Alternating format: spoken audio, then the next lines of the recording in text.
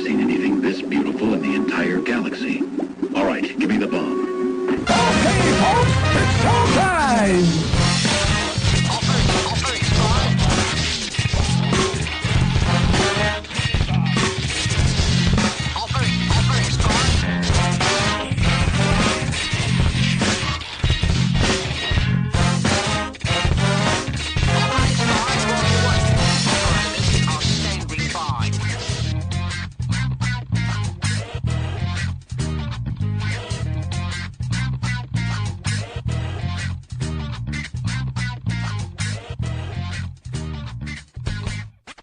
Oh, good evening, good morning, good night. You've entered into the rockin' Roundtable once more.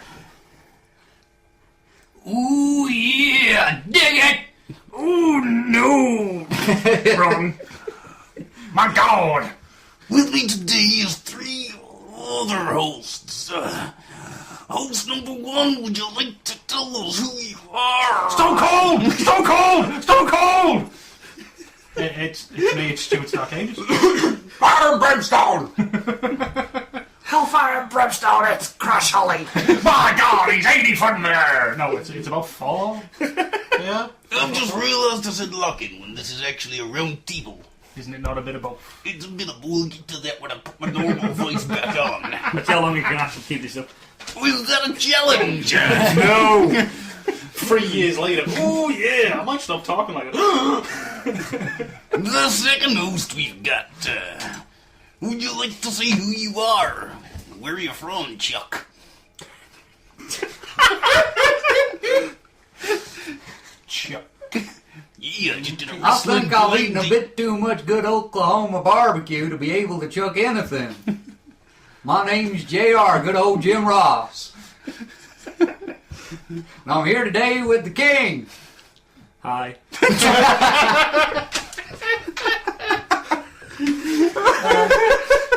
It's Chaos Emily. And we've got a mystery special third guest. Mr. Derek Drug. That's right, kids, it's the love drug himself, the sexual seduction cyborg. I am what I am.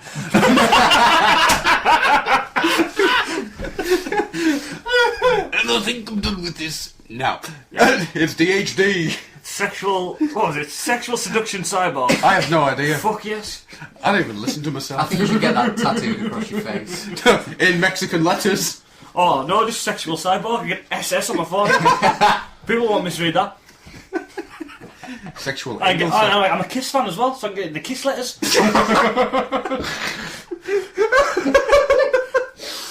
What are you talking about? Well, I'm a sexual cyborg, but I love Kiss. Cyborg starts with a C.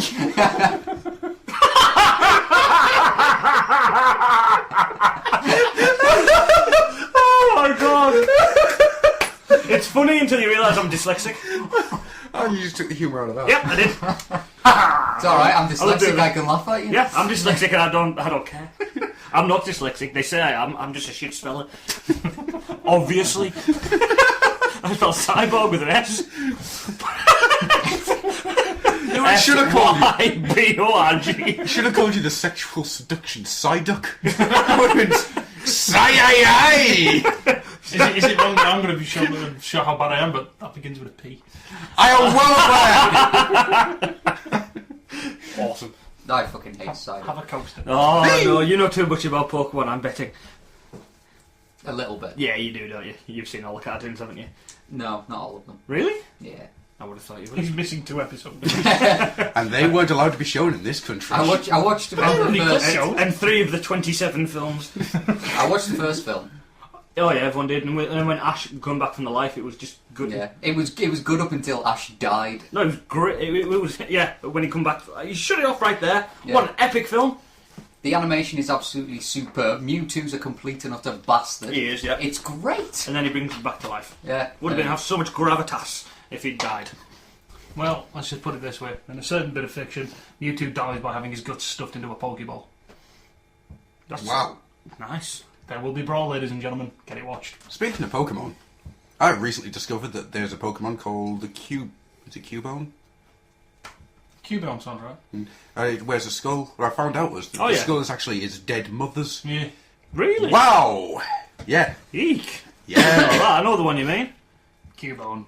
Yep. Hardcore? Hardcore. That's a hardcore Pokemon. I miss my mother, now I must wear her head as a hat. But it happens to all of them. So it's a species-wide extinction threat. Oh, I'm pregnant. Shit. Yeah. I'm alive, mother! Give me your head! I need a new hat. Just rips the skull I'm out. sorry, but there is only 2 Pokemon worthy of respect, and that is Bulbasaur and Squirtle. Squirtle. Yeah, Squirtle, just because Squirtle wears sunglasses when he's in the Squirtle squad. Told you knew too much about Pokemon. I know that number 69 is called Bellsprout.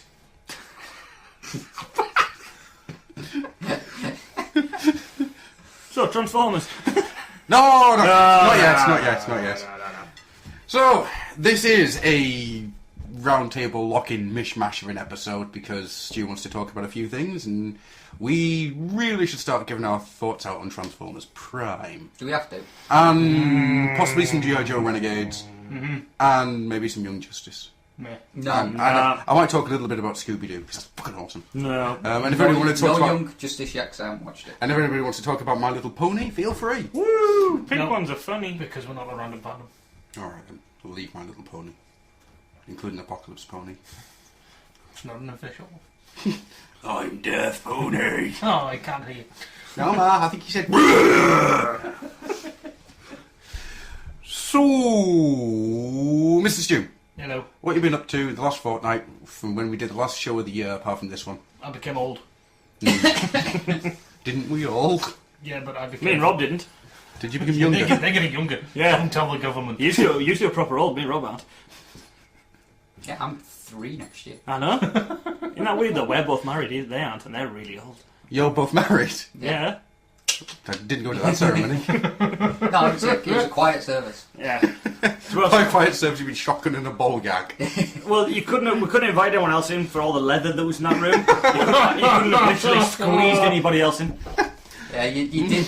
So squeezing in was... Leather balloons were a good idea. They and were. You They did were. enjoy them. Yeah.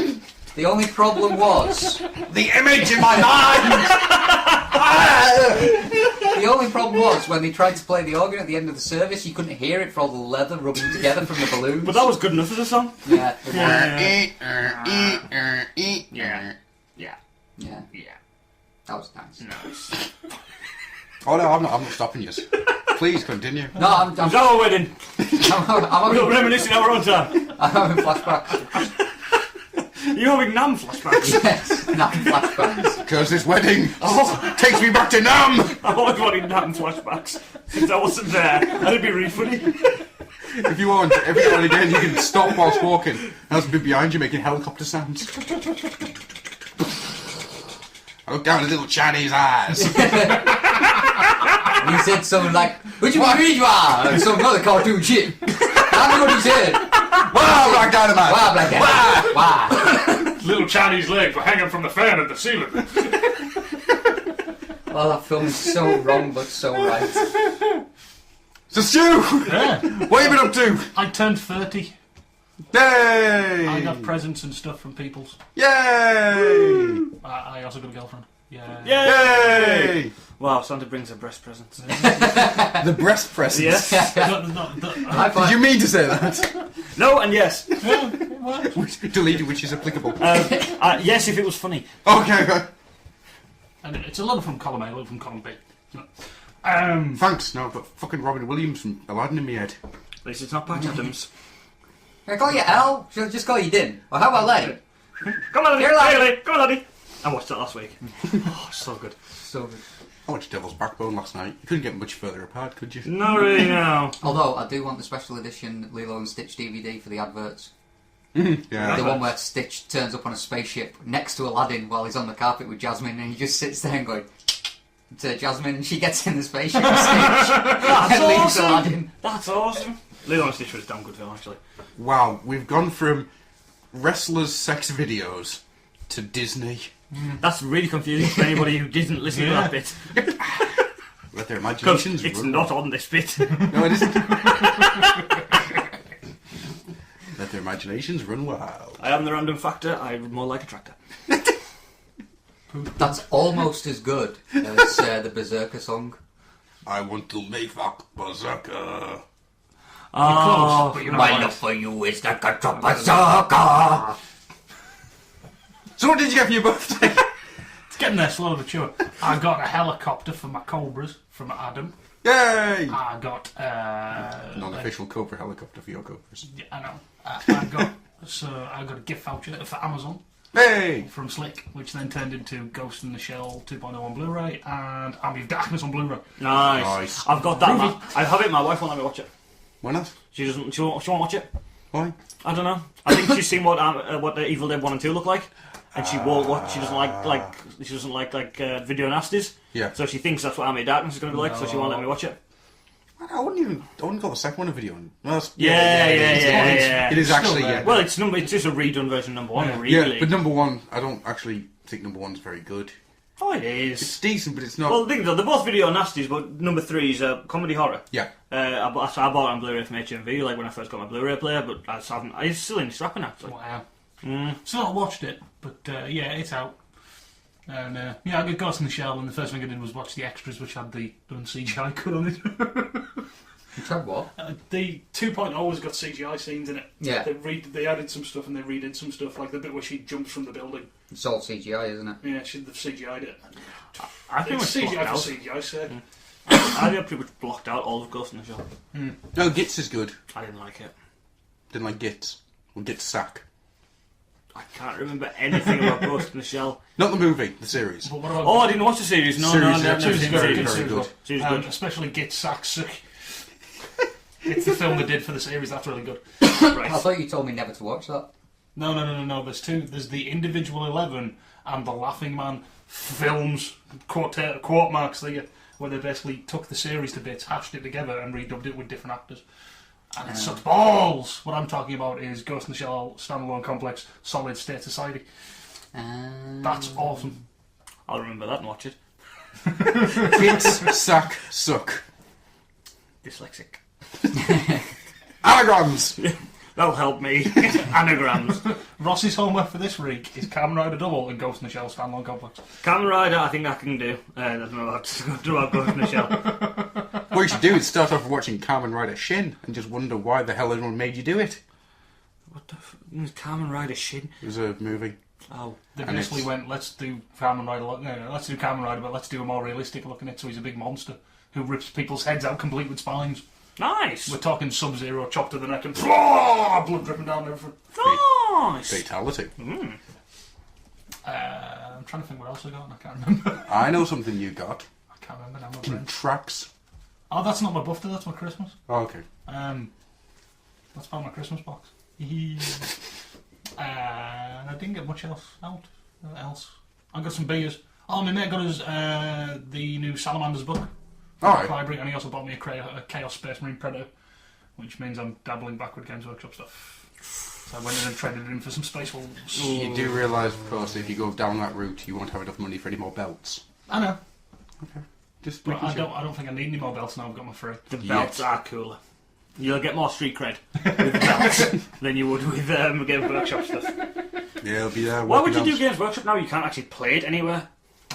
See, I just fancy building paints and stuff. Ah, yeah, fair enough. So, What's it called? Buy yourself Last Night on Earth, the zombie game, and build and paint some stuff for that. Sick of zombies. Yeah. Yeah, fair I enough. wanted some Space Wolves. I wanted crazy Vikings in space. Well, yeah, that's fair enough. No one's going to argue with that. Buy some more of those HMS Armed Forces figures and toys and just paint them up. No. You know, you want to pimp daddy's No. Pimp daddy Hummer. Pimp daddy Hummer. No. Do, No, I've got a Steel Crusher ATV, which is a Hummer. That's all I need. Pimp daddy Destro's personal Hummer. It was NWO thing, wasn't it? Yes, it was. I thought In my mind, the NWO theme is the perfect porn music. No. Cactus Jack. Bam, bam, bam, bam. Ultimate Warriors. And you know what's funny? Just to end that Cactus Jack story, I've seen porno with that music. I kid you not, yeah. No way. Yeah. That's awesome. Foley wasn't actually in it, was he? Yeah, he was in the background. Bang bang! Bang bang! Jumping through tables. Yeah. Randomly on his own, just hurting himself. Just put a sock on with a malicious glint in his eye. I saw a news story earlier on this week. Yeah. Yeah, the porn industry's made a Justice League movie. Yes, Before I've seen that as well. Before DC has. Yeah, they've done a pornographic spoof of the Justice League. No So basically, it's the way. entirety of the Justice League nailing Wonder Woman, from what I've seen. Oh my god, Batman suit cock out. Oh! I'm trying to think. There's Beware the Blackhawk. Ross is getting a new poster. New t-shirt. For work. bad cock. Just says, I'm Batman. Oh, fuck you. Unpleasantly. Should we move on? And I got a few other odds and sods. Like I got a Cobra Imp from the J-Bear Ah, look at you. as part of our peace pact. Because he doesn't like Nightmare the Fool. I get the feeling that this peace pact will only last till after Christmas. Yeah, it'll only last until I buy that tactical transport platform off him, and then it'll break back out again. Then the war shall begin again. Yeah. And you. But I'll have a tactical battle platform, so I don't. But the question is, whose side are you on? And mind. Yeah. There isn't a t-shirt for that. There should be. Tough shit. Fair enough. Should say back to the 80s. Nightmare, I'm with Stu. No. I'm not malicious third faction. You're Iron Man. What? Rob, Yes. whose side are you on? Mine. You can't all be on your own side. Yes, I can. Be a shit war. No one will know exactly what's going on. What have you done or got since last we spoke? I've finally done the first page of my comic. Yay! Tell us, Rob, what's it about? No. He seems so happy about that as well. It's all about you, Ross. It's all about you. Well, of course it is. I'm Well, awesome. it's not going to be out till like 2057 when I actually finish it. So And that's a conservative estimate. yeah. And I would have been dead 5 years by then. I've been on deathclock.com. I know. Doesn't help going on that website. No, I haven't. Don't. Not You don't want need to know. The last thing you want to do is see drop right down to 3 minutes and just count down. I'd freak you out, that wouldn't it, if you're on deathclock.com. Put that on 3 minutes. What can I do for 3 minutes? Time to watch some Justice League. Where's Batman? There he is. I bet that. They're gonna find Yes, me. you are. You are Batman. I'm the goddamn Batman. Is it wrong that I want that I want to see the clip, and just before he blows his load on her face, I want him to go, "I'm not Batman for legal reasons." I think Robin's watching, shaving his bum at the same time. Better run away. I'm sorry, but that's just made me think of pirates. Oh, was that porn film you told me about that as a CGI budget? Yes. It's the main character and it is Have brilliant. you actually seen it? Yeah. Is it actually like high budget stuff? Yes. It was the porn film that had the biggest budget ever. Some of its CGI was better than some of like the movies my that had been God. out at the time. Let's face it, it's porn. All you need is fucking. You don't really need CGI. But the captain was awesome. It's Yeah. like when he's doing these two lasses and he stood there and he just goes, "I'm the greatest pirate hunter in the world." After he's done these two birds, absolutely brilliant. That's awesome. That is cool. We need to stop talking about porn in this Yeah, episode. Can I just add one more thing about it? But porn, yeah, go on. Hopefully, in that film, at some point, they're sitting there going, "Gyar, gyar, gyar, gyar," pieces of meat. This is his parrot in the background. Polly wants some! Polly wants some! His pirates on his shoulder. Scar, scar. Grab the tits, grab the tits. So this is Rob's comic then. It's all about pirates in the Justice League. Yep. Yep, it is. Bonking. Hence, Bonking. hence, Yeah. why, How old are you? Bonking. hence why I'm I watching. couldn't think of any tons other porn. sillier word for it. Did you say bonking because you actually bleep out the swearing and you have to go through the whole thing bleeping me? Oh no. No. No. Fair enough. Would you prefer it if I said porking? Yes, porking much better. Porking or sexing. Sexing. Yeah, about on the same intellectual level. DHDing. The HD. Oh, you don't know what that means. As I said, don't wanna that's why I'm know. watching tons and tons of porn. It's for research for my comic. Oh, research. Yeah. And that's the excuse I'm And using. is he watching it or watching it? Well, you know, he's going to get into the moment. I've got 2 hands. Where's the heat of the moment? I can draw with one and, you know. Type with your face. Yeah. No, masturbate. Yeah. How did you not get that? How is type with your face? Oh, come on! Everyone knows that. But type with your face equals masturbate. Yeah, it rhymes. That'll be type with your face. You know, you guys are disgusting. All I was going to say is I could draw with one and rub with the other. Indeed. Does, any, Masturbation again? does anybody want to swap seats? Seriously, anybody? Seriously, you know, rub out the pencil lines. You guys are disgusting. Yeah, we are. Right. Anything else you want to talk about other than porn? I would like to say a really big thank you to someone. We're back to porn again, aren't we? Only if you take machinima animation as porn. Yeah. Where? Yeah. It depends. Was there any porn in it? Yes or no? Technically, in one of the series, one of them does get impregnated. So yeah, you're watching weird fucking porn. Like the Roko Sakidoji. That wasn't weird porn, that was good. No, I can't even say Yeah, that was normal. Yeah. Normal things happen No, in that. that was a good 10-minute animation. Yeah, if you watch, say, some kind of cut down version that takes out all the sex. Yeah, I watched it with the story with no sex. It was about 10 minutes. It was Yeah. really, really good. Ah, plane, death, ah! I am the overfiend. Yeah, pretty much. Finn. End credits.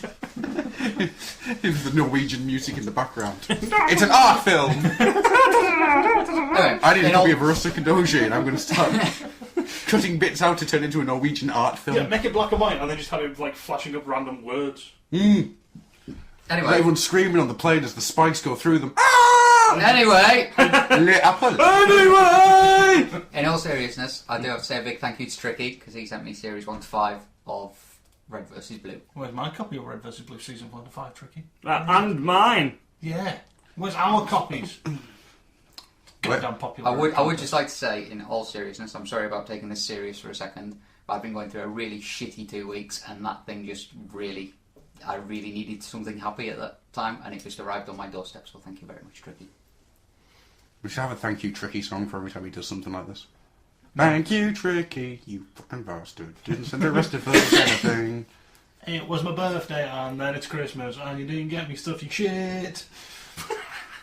It's really the idea to accost fans and don't give you things. Yeah. That Yes. is from now on. Yeah. Sign up to the forum and so we can abuse you for not sending us Yeah. stuff. Yeah. And then eventually Shouldn't- you'll get some stuff. What are you complaining about? Oh, yeah. Oh, but I get Transformers stuff. Not necessarily. No, sir, I got a Skeletor. I got a giant Cobra Commander. Oh, I like wrestling. Someone can get me a wrestling belt. I've always wanted one of the Intercontinental Champion belts. I asked for one for Christmas. Karen said no. It was 230 quid. She wouldn't spend that. She wouldn't spend that on a metal belt. You're interested in belts? I believe we should. This, my friend, is Kamen Rider. My God, that belt's so good. My face has fell off. Have you seen the new TNA World Championship? Oh, Jeff Hardy's gay purple belt. Yes. Oh my God. As soon as that came on screen, I was just like, right, fast forward. Yeah. Fast forward. How is that a title belt? It's just a belt for Jeff Hardy. It's just Jeff Hardy's face Yeah. printed on a belt. Yeah. Yeah, I've won Jeff Hardy's face. Woo! Going to Disneyland. Woo! Woo! Sorry, I like Jeff Hardy's face. Yeah. No, so apart from that awesome present and starting my comic, I haven't really done anything else. That rules. Apart from start watching Supernatural. Hey, man. good man. It's no, it's a bad thing Why? because I've had to download seasons 1 to 5, which means I haven't been able to use the internet or Xbox Live properly. I have all 5 seasons and 3 of them in HD. If you'd asked, I already give Adam them. But And you could have given him the DVDs that you bought. Yes. yes, by I said in HD. I meant Blu-ray. It's because by that's a HD download. format. You Yes. did, of course, mean download from iTunes. Yes. Yes, of course. I- What else would you mean? There's no other way of downloading things. No, there is No, not. there isn't. There is no legal way of doing such thing. No. No. No. No. No, dude, you should have said I've got them all. But, it also brought up the thing of now Becca won't sit on the couch and watch it with me because she's too busy crushing over Dean. In fairness, I'll sit there crushing over Dean. Yeah, me too. Guy's hot. And he has my brother's name, and it still doesn't turn me off. He has a great taste in music and a fantastic car. Oh, have you got the episode where he does the outtake for Eye the Tiger? No. Oh, that is We're only brilliant. We're only up to about episode 17 of the first series. I think it's about mid-second season or something. It's an outtake at the end of an episode. It is brilliant. It's so funny. Ross, Yes. is there anything you'd like to say that you've done of late of interest? What do I do generally? What's my thing? Is it playing computer games? No. Watching porn, we all understand. I don't watch porn. It's for losers.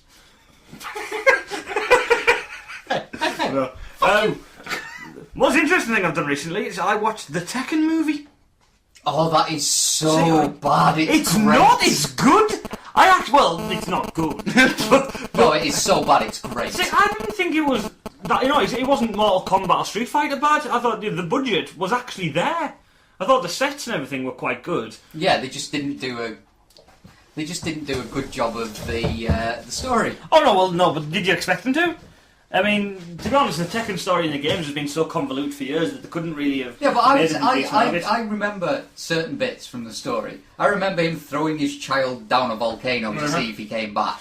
That actually only happened in the anime. Did it? And it was terrible. In the game, he kills him by throwing him down into a volcano. But then he doesn't kill him and he throws him back in the volcano. Yeah, and then one of them gets brought back from the down. It was the original anime that put when he threw him down, when he said something like lions throw their young down a volcano to see which one climbs back. And it's, what? Because I remember it's actually started out later on. Some woman goes up to Jin and says like, "Why are you upset? Is it because your dad threw you in a volcano?" No, I thought the storyline was quite good. The way that it was like a dystopian future. There was no government and the world being split into corporations. Yeah, I thought that was actually a good idea. it was quite a good premise. It wasn't a strong story. I didn't think the fighting was fantastic. It was passable. I thought it was good. To be honest, it was interesting because it wasn't as flashy as stuff I've watched later. You know what I mean? Like Warrior King and stuff like that, and On Back are really good, but it's more stunt driven than it is just straight fighting. So I thought it was nice to see some kind of bare bones, just interesting fighting. I mean, Eddie Gordo was quite good actually, Capoeira. But I thought the fighting was quite good, lacking slightly in energy, but overall quite good. So I mean, it wasn't quite as believable as even some of take Mortal Kombat movies. Some of the fights were absolutely terrible in that. Yeah, but some of them were good. Yeah, there was Sub-Zero and Liu Kang was very good. No, Reptile and Liu Kang. Sub-Zero and Liu Kang. Sub-Zero and Liu Kang was a good fight. No, it wasn't. Yes, it was. Really. Apart from the end with the bucket. We're going off topic there. No, with Tekken though, the one thing that pissed me off the most about Tekken was the fact that Kazuya would have looked like Kazuya if he didn't have a goatee. For some reason, he has a goatee, but you can see that if he didn't have the goatee, he would have looked like Kazuya. But I know why they've done that. Why? Because otherwise he looks exactly the same as Jin. Does he? One thing I will He's say... a lot old. Well, he was supposed to be his father, and he's a lot older, so he won't be... I think it's... Because if you notice in the games, the last Tekken game, Kazuya's now all fucked up in the face. He's really scarred, and I think they've done that on purpose to differentiate between the two. Right. I think my favourite bit of that film had to be when what's his face? I can never remember the dude's name. Brian Fury? The guy who played Heihachi. Oh, Heihachi, and the guy who was in Mortal Kombat as well. Yeah. And he was also in Nash Bridges. And Babylon 5. Yeah. And he was the bad guy in Showdown in Little Tokyo. He was, And he was the serving gorilla in... You know this actor well. He was the serving gorilla 3. No, he was the main servant George of the Jungle in Planet of the Apes, the Tim Burton one. Oh no, I forgot. Do you know what I realised that movie. recently? What? Before I drag this conversation to a screeching halt. Yeah, go. Tim Burton has done the same big pile of shite twice. Which one?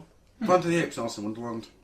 He's reimagined something twice. What's Putting he a got? big steaming pile of shit on your chest. To be honest, Alice in Wonderland was a sequel, not a reimagining. It was shit. It was utter bollocks. Yeah, but both films follow exactly the same path. Yeah. At the end, there's a big battle for no obvious reason. Yeah. To be honest, I'm going to get shot down here, I know, but I don't mind Planet of the Apes. Oh, what? I would have actually let you go with Alice in Wonderland more than Planet of the Apes. Yeah, Planet of the same Apes is just a pointless film. A really terrible, terrible film. You said Alice in Wonderland, I said, fair enough, at least it looks pretty. Yeah, Alice in Wonderland imagery was fantastic, just plot was just stupid. Non-existent. Yeah, but I don't know, the two films I hate the most by Burton are Planet of the Apes and Mars Attacks. Yeah, well, to be honest, I don't think Burton's made a good film in a few years now. Not since Anyway, Big Fish. No, But anyhow. Wonka.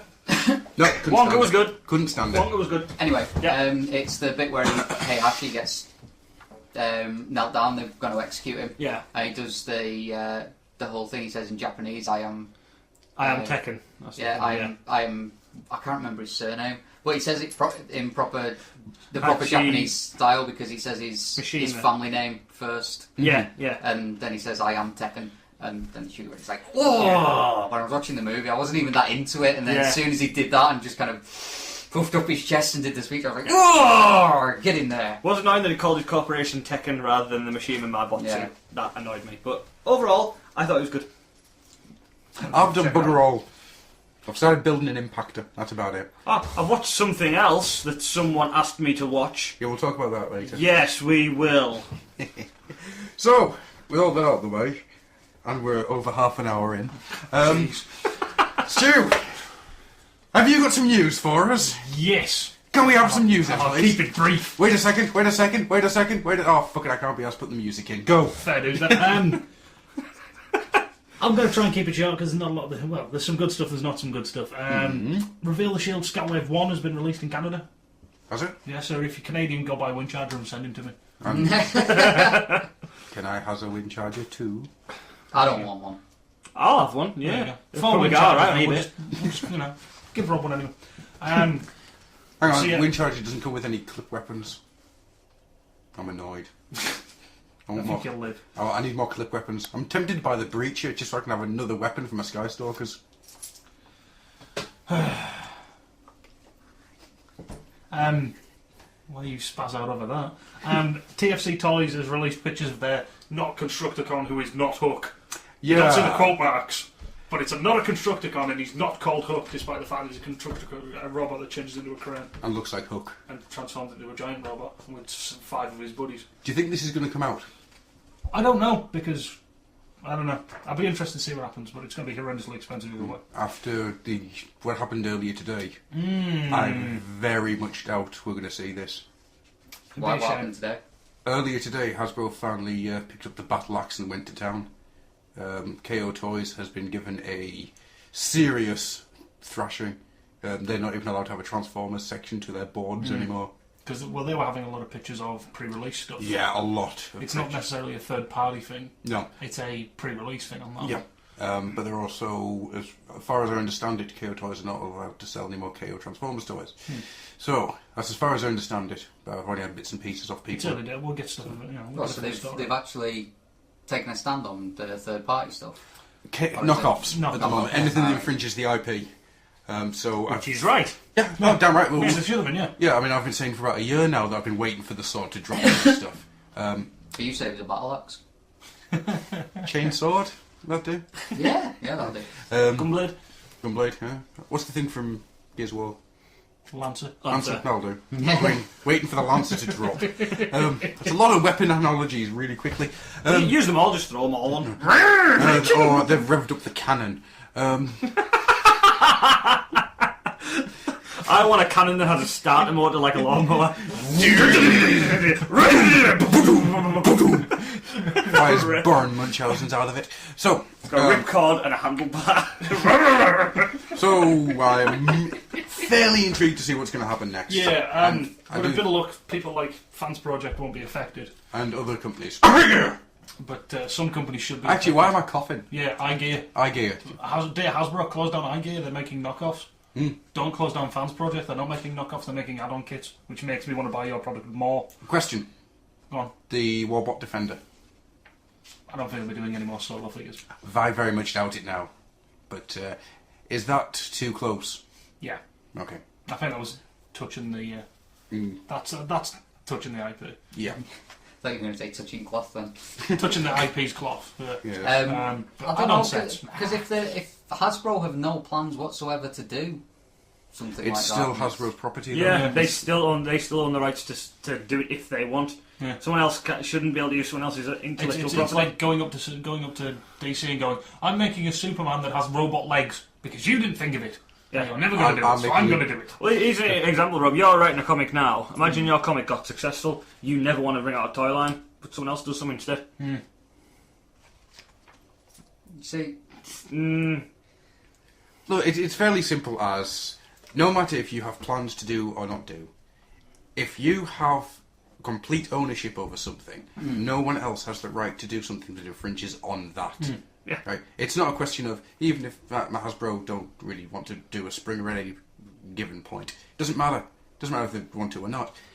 At the end of the day, it's theirs to do with as they please, not someone else's. And don't get me wrong, I freaking love my Warbot Defender figure. It is gorgeous. But I do think France Project need to stay in the realms of either doing something that isn't an obvious or... best way of putting it, have you seen the pictures for what their next plan is? no. Right. It's redos and redecos of the Crossfire set for Bruticus, right? But they've done them up so they don't look like anything. They don't look like anything that exists. They've got their own background and storyline, so yeah, please. If Fans Project want to start doing that, I'm going to be a happy man. Yeah. It's like the Morpher Knight. Night Morpher, sorry. Oh, yeah, they had no intent of doing a Hearts of Steel based figure line. No. It's their own stuff, and they're working their way through it. So, alright then. Granted, the original one looks a hell of a lot like Optimus Prime, but this new one, gorgeous. Tempted by Captain Fabulous. Yeah. But yeah, that's just my 2 cents. There you go. I was going to go to this bit of news, but I'm actually going to leave that and come back to it because it's one of the bigger ones. There's been images released of the Perfect Effect Sun and Night double pack, which is the bird things. Yeah. They look kind of cool. No, they do. They're going to be horrendously expensive, so I'm going to pass. Yes, because they're going to be exactly the same as the freaking... Yeah, they'll do a laser beacon buzzsaw set. Yeah. And if I was going to get any, I'd prefer to get them. So moving on, Head Robots are doing yet more stuff. They're doing a Blood Dark Warrior upgrade for It's actually... movie budget. Yeah. Yep. Okay, buy a second one. I'm quite happy with the one I've got. Yeah, good man.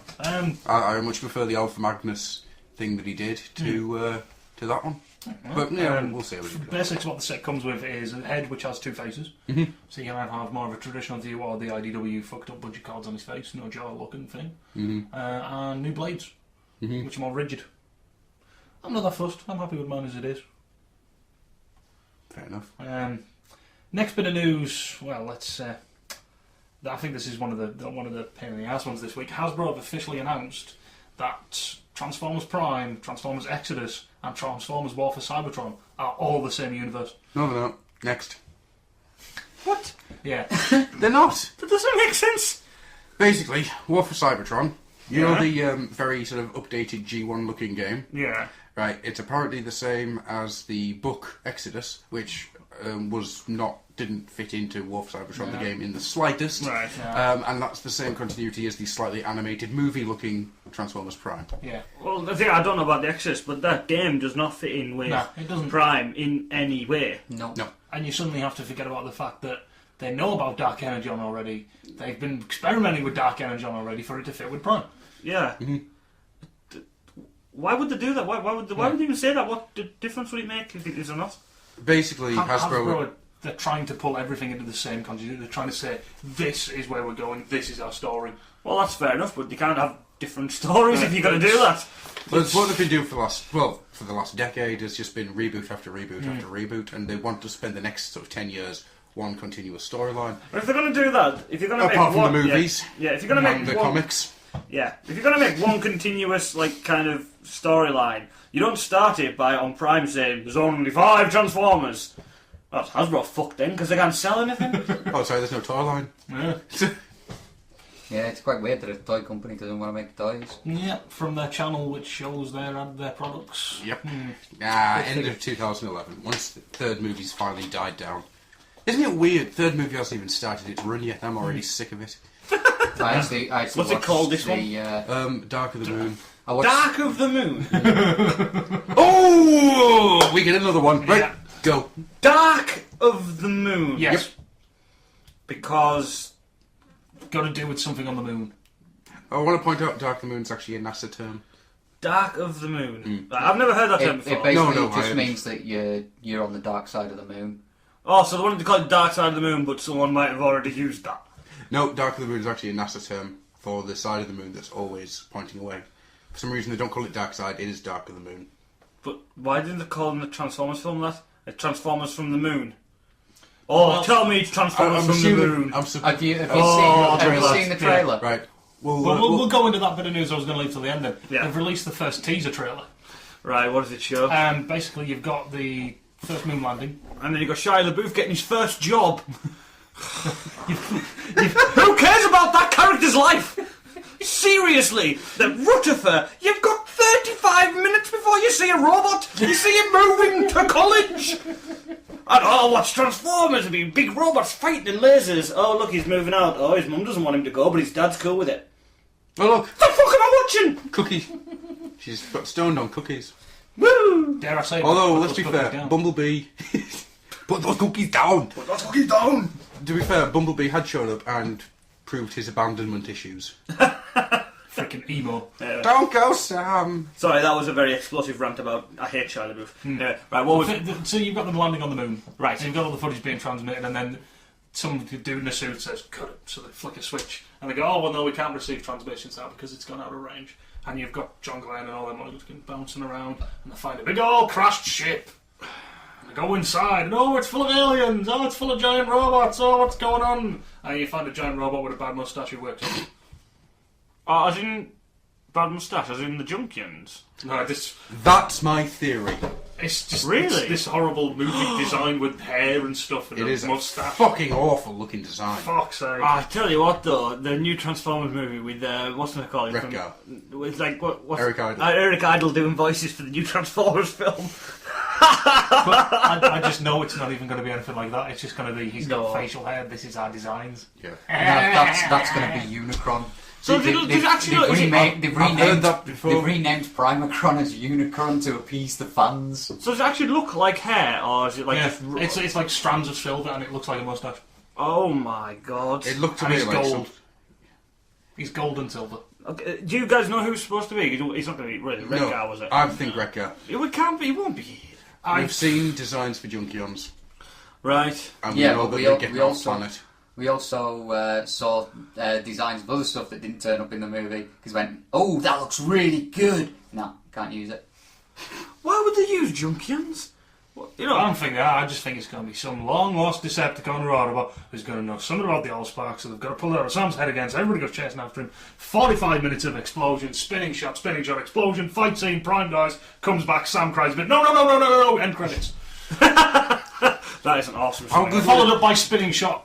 How good would it be though if in the actual film he stands up, pulls his head off, and then puts a one-eyed head on and just goes and walks off? Or pulls his head off, takes one of the astronauts, pulls their head off and puts it on. Giant robot body, little tiny human head. Yes. I'd Nixon. just like it if Prime in his awesome, fantastic voice just turns around to the rest of the Autobots in the film and just goes, "You're all gay, I'm fucking sick of this." And just walks off. Fuck this shit. Fuck this shit. Autobots, transform and fuck off. Autobots, don't fucking follow me. No, this version of Prime is going to be more along the lines of Autobots. It's time for the probes. No, this kind of Prime has to return some videotapes. It's cranberry sauce. It's cran apple. But the thing though, I mean, And spend half an hour talking to you about Genesis or Huey Lewis and the News. but do you think the third film is going to answer the question of did Shia LaBeouf get through college? Yes. Did he manage to do that? Don't fucking care! Exactly. They will tell us that answer repeatedly. No. Did you pass college? Yes. And let me guess, they're going to retrofit in that Lasso's dead because she's fell Hopefully, out. somebody She's will, fell out with thing and somebody will step on her first fight team. I hope, because we know that she did 3 days of filming. Yeah. So I am hoping that those 3 days were just her running and then falling over. See, I hate her as an actress, but I hate what's we call him more, Michael Bay. So the fact they had a fight, whose side do you take? See, I've worked out what I want from this sequence. I wanted to come round to Shia LaBeouf's wonderful house because he's gone from college and then become this millionaire already or some shit like that, and he's banging that new chick. So she runs out bawling as Optimus Prime suddenly turns on the car and steps in her without even looking, and then spends 5 minutes using the lamppost trying to scrape it off his foot. Oops. My bad. Not again! They had like if he just like he was having sex with her or something like that, and he just gets like a mask of Kelly Brook or something like that, and just puts it on her face and goes, that's better. Because the body's fine. It's not. It's oily and sweaty looking. Yeah, it is, isn't it? No, but we all know she ran off to do Jonah Hex. I've seen Jonah Hex. What? Is it bad? No. Apparently it was. It's not good either. Apparently it was supposed to be looking very good, but she lowered the entire tone of the movie. She is barely in it. Really? Really, she's in the start for a couple of minutes, she's in the middle for about 3 minutes, and then she's in the last 10-15 minutes of it. Alright. She did lower the standard just by appearing in that. She's honestly barely in it. You know, she's at the end. She's a character. She's not really in it that much. It's okay. Are we talking Terry Hatcher in Tomorrow Never Dies kind of level? Don't bring that piece of heartbreak back to me. What the hell's Tomorrow? The only reason I ever wanted to It's, it's one of the Bond films. Sounds And like it's such a big thing about her being in it, and she's on all the posters and Terry Hatcher. She's in it for 10 minutes. Who's Terry Hatcher? She was Lois Lane in Superman. Oh, her from Desperate Housewives. That's the one, yeah. I can't remember. I don't really like Yeah, Bond but films. yeah, they made all this shit about it, and she was in it for 10 minutes. I know because one day I timed it. I was that bored. Yeah, no, she's in thing. Probably about half an hour altogether. She's in there. She's not a major part. It's more about Jonah Hex. Jonah Hex, it feels like Wild Wild West without the fun. Wiki Wow. Yeah, it's Wild West without the Wiki Wow. I mean, what's the point? Joe West, Dave Donato. Yeah, Joe West. that's what his name was. John West, wasn't it? Yeah, it was John West, wasn't it? Yeah, it was. So Joe West, not that insane. So it's It Wild actually Wild isn't. West without the Wiki Wow and giant metal spiders to save Salma Hayek Yeah. from. What's the point? That's the thing. It's got that kind of feel to it though, because he's got like he's got a guy who makes weird inventions for him and stuff, but you only see him once. He's the guy from Fringe. He's cool. You know the black guy who runs Fringe. No. Simply put, is it worth watching? Yeah. Right, okay. Yeah, well, there you go. It's not great, but it's not as bad as everyone reckons it is. Oh, fair dues. Should I move on with the next bit of news? Yes, please. As we're rapidly approaching the hour. Repro Labels have released another update. Pretty standard stuff. The only thing that's worth mentioning, in my opinion, is lo and behold, they've done an upgrade set for tracks, giving them more to give him a shield that looks more like his old one. But they've not gone with the old one. No. They've gone with some nice new designs. One is a flaming Autobot symbol, Which is really which cool. is kind of cool, and the other one's a symbol on it, so almost like a phoenix-like symbol on the back. It's the freaking Bandit. I want that. I want tracks repainted in black and gold. Get So me, and then when you do that, and get then me a the spare Bandit. tracks and I'll bring out the airbrush. Well, I'm getting one. Thanks, Slick. But yeah. Nobody buys me fucking Transformer figures. I got you a Transformer for your last birthday. It's true. Didn't I get you them Robot Heroes a couple of years ago? Alright, I lied. I haven't bought Actually, Transformers. you get nothing but Transformers as presents, Adam. No, there's two. Dude, Fairness, there's three because mine was 2 in 1 pack. Fair. And Three. one was Panzernazi. I'll give you a Headmaster, and I'll give you a Blur as well. Bow chicka bow wow. And a Power Master Optimus Prime body. You give him a Headmaster Blur. I was broken, though, the thing I gave Yeah, you. it didn't actually have the cab. No. But Just half an Optimus Prime. I'll give you half an Optimus Prime, was I'll fun. give you Blur without a shield, and I'll give you a Headmaster. So was it an Without a Optimus head. or was it a Prime? No, I had the head. no, it didn't. I'm sure he's Was in it the an cockpit. Optimus or was it a No. Prime? Have a look in the cockpit, Adam. I'm It's sure not, he's in there. it's a misprint. Because he's a little... It's misprint. Oh my god, have you not looked in there? I'm sure the head's... No, I will have done. The head's in the cockpit. Don't- Because it's just a little man, he folds in half, and there you go. I think over 11 years I would have noticed. Years ago. Whatever. About 5. No, it was more than that. Yeah, what was that one called again? Chrome Dome. Grown down, that's it. Sorry. Now you mentioned it earlier, but yeah, Fans Project are doing a new combiner kit with remold/repaints of the Munitioner Explorers. Yes. Plus 3 brand new dudes. Yes. Stewie 1, Stewie 1, Stewie 1, I Stewie want 1, badly Stewie 1, Stewie 1. because that version of the Munitioner looks fucking awesome. It kind of makes me think of that Micromaster. can't remember his name, but he's a little red Jeep with a white gun on the top. Erector. It's not Erector, that's a yellow crane dude. You just want to say Erector, stop it. Erector. It's not Erector. Rector. Answers on a postcard as to who it is. I know what you mean. Yeah. Yeah, it's like a little brownie red Jeep and he's Yeah, got a yeah. white gun and he transforms a little white gun goes in there. It reminds me of him. Mm-hmm. But I want to see what the rest are because it's all new stuff. One of them looks like an Insecticon. And I really want to know what that looks like properly. But yeah, I'm that one, really interested in that one. Unfortunately, is going to be horrendously expensive. Yes. I only mentioned this next bit because it's something that I want. Power Core combined as Ground Spike. There's been some new pictures of him. Looks awesome. I want one. Ground Spike. Which one's There's that? the tank with the minicon that attaches to the front of it like a cow catcher. Yes. Stu, is this news or your shopping list? It's my shopping list. Some of it's my shopping list. So this week's news, I want that, and I want that, Yeah. and I want that, and I want that. It's quite good, I like it. I don't think anybody wants the Dark of the Moon trailer. No. No. And then lastly, Perfect Effect have announced, have given teasers of yet another product, the Sound Force X. I even did the X with my arms for those who can't see us. Reflector package. 3 dudes, bunch of guns, makes a camera. I've not actually seen this. I shall have to have a look. I have. It's literally black and white. It's a black and white picture. It's an outline. But it does look kind of cool. I'm interested. Having a reflector would actually be really cool. I think I'll just wait for the repaint of Perceptor. But I like the 3 as a camera. True, but repaint of Perceptor as Reflector. Reflect. Oh, stop it. Because you know where that will lead. Quiet, Lead to the greatest face-off of them all. Quiet, Schwarzenegger. Shut up, Boney. And that is all the news I have. I'd also like to take this opportunity to say, damn you, Vangelis, you make me want to protect the set. Excellent. Does this mean that you and Vangelis are now going to fight fence? No. And He's don't- going to release a video. I'm going to see it. I'm going to want the set. But challenge him to a fencing duel. No, He's a fencer. he will destroy me. I'm not a fencer. Closest I've come to being a fencer is I've painted a fence. Sorry, I'm a ninja. I'll take them on There you go. in your stead. So, I shall we, select my champion. so as we've now done basically an episode of random lock-in, shall we move into the second half? I'd just like to point out I have a picture of that terrible thing from Dark of the Moon on my phone at the moment. Shit, isn't it? Yes. If you Actually, do you know who it could be? Moustache. Do you know who it could be? I'm Goldbug, motherfuckers. I'm Goldbug! If we're going down the realms of people who are gold, then it could be Emerald Town. And if that is the case, I would hate that so much. No, I'm going for Goldbug. I would hate it so much, I think I would If you want something nicer to, cleanse the bad taste in your mouth, the Thor poster's out. Oh, God. That looks beautiful. Thor looks terrible.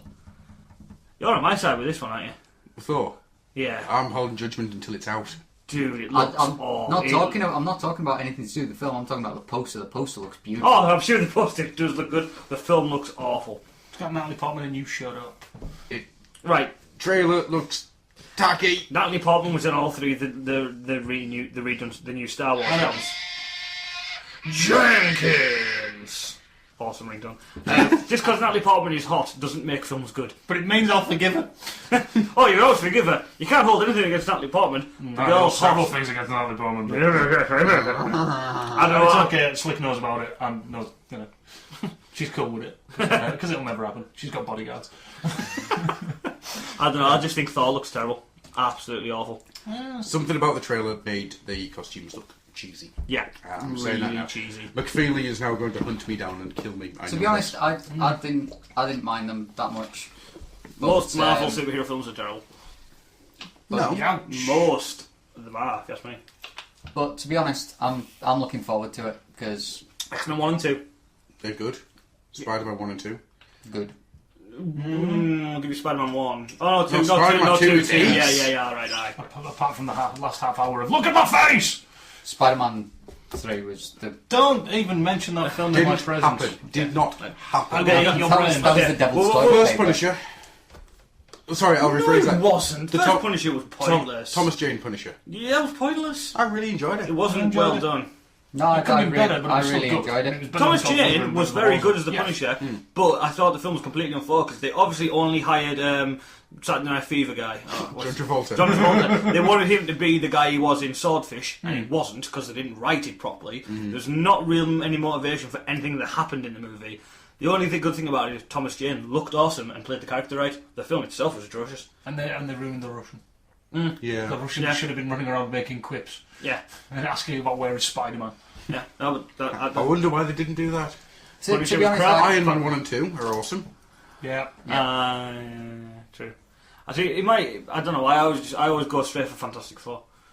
Yeah. you see, Talk about I it. like Fantastic Four, the first one, for one reason and one reason only. The comic of Fantastic Four was a family romp kind of comic, which is exactly what the film was. True. It wasn't anything different from the comics. The only problem, I actually don't like Fantastic Four as characters, but I do like Doctor Doom, and that's the problem. Is I don't And give a the- crap what they do to the I Fantastic Four. freaking love the Thing.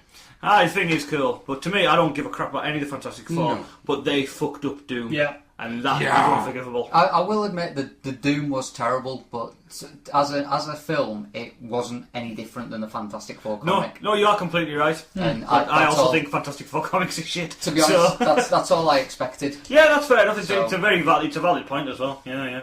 But one film I will say is absolutely terrible, Marvel-wise, is the shut up, the Ghost Rider. Yeah, It's a That ham was and cheese sandwich. I gotta admit, it was hilarious. Just look. I am what going is- to stand up for Ghost Rider. Me too. because of There's- the woman that walks around with "Look at my boobs." There are two reasons. Hey, Ghost Rider! I have boobs! What are you doing? I'm just standing here having boobs! There's a 30-second sequence with the music going, and you've got the two Ghost Riders flying across Yeah, the desert. That that- was fucking ace. Imagery-wise, that looked badass. It was not worth watching fucking Dickface running about. Nicholas- Nicholas. Cage. How burn? Yeah, watching Nicholas Cage. How burn? I'm sorry, If but they'd got somebody else with Nicolas Cage, that probably would have worked a lot better. Yeah.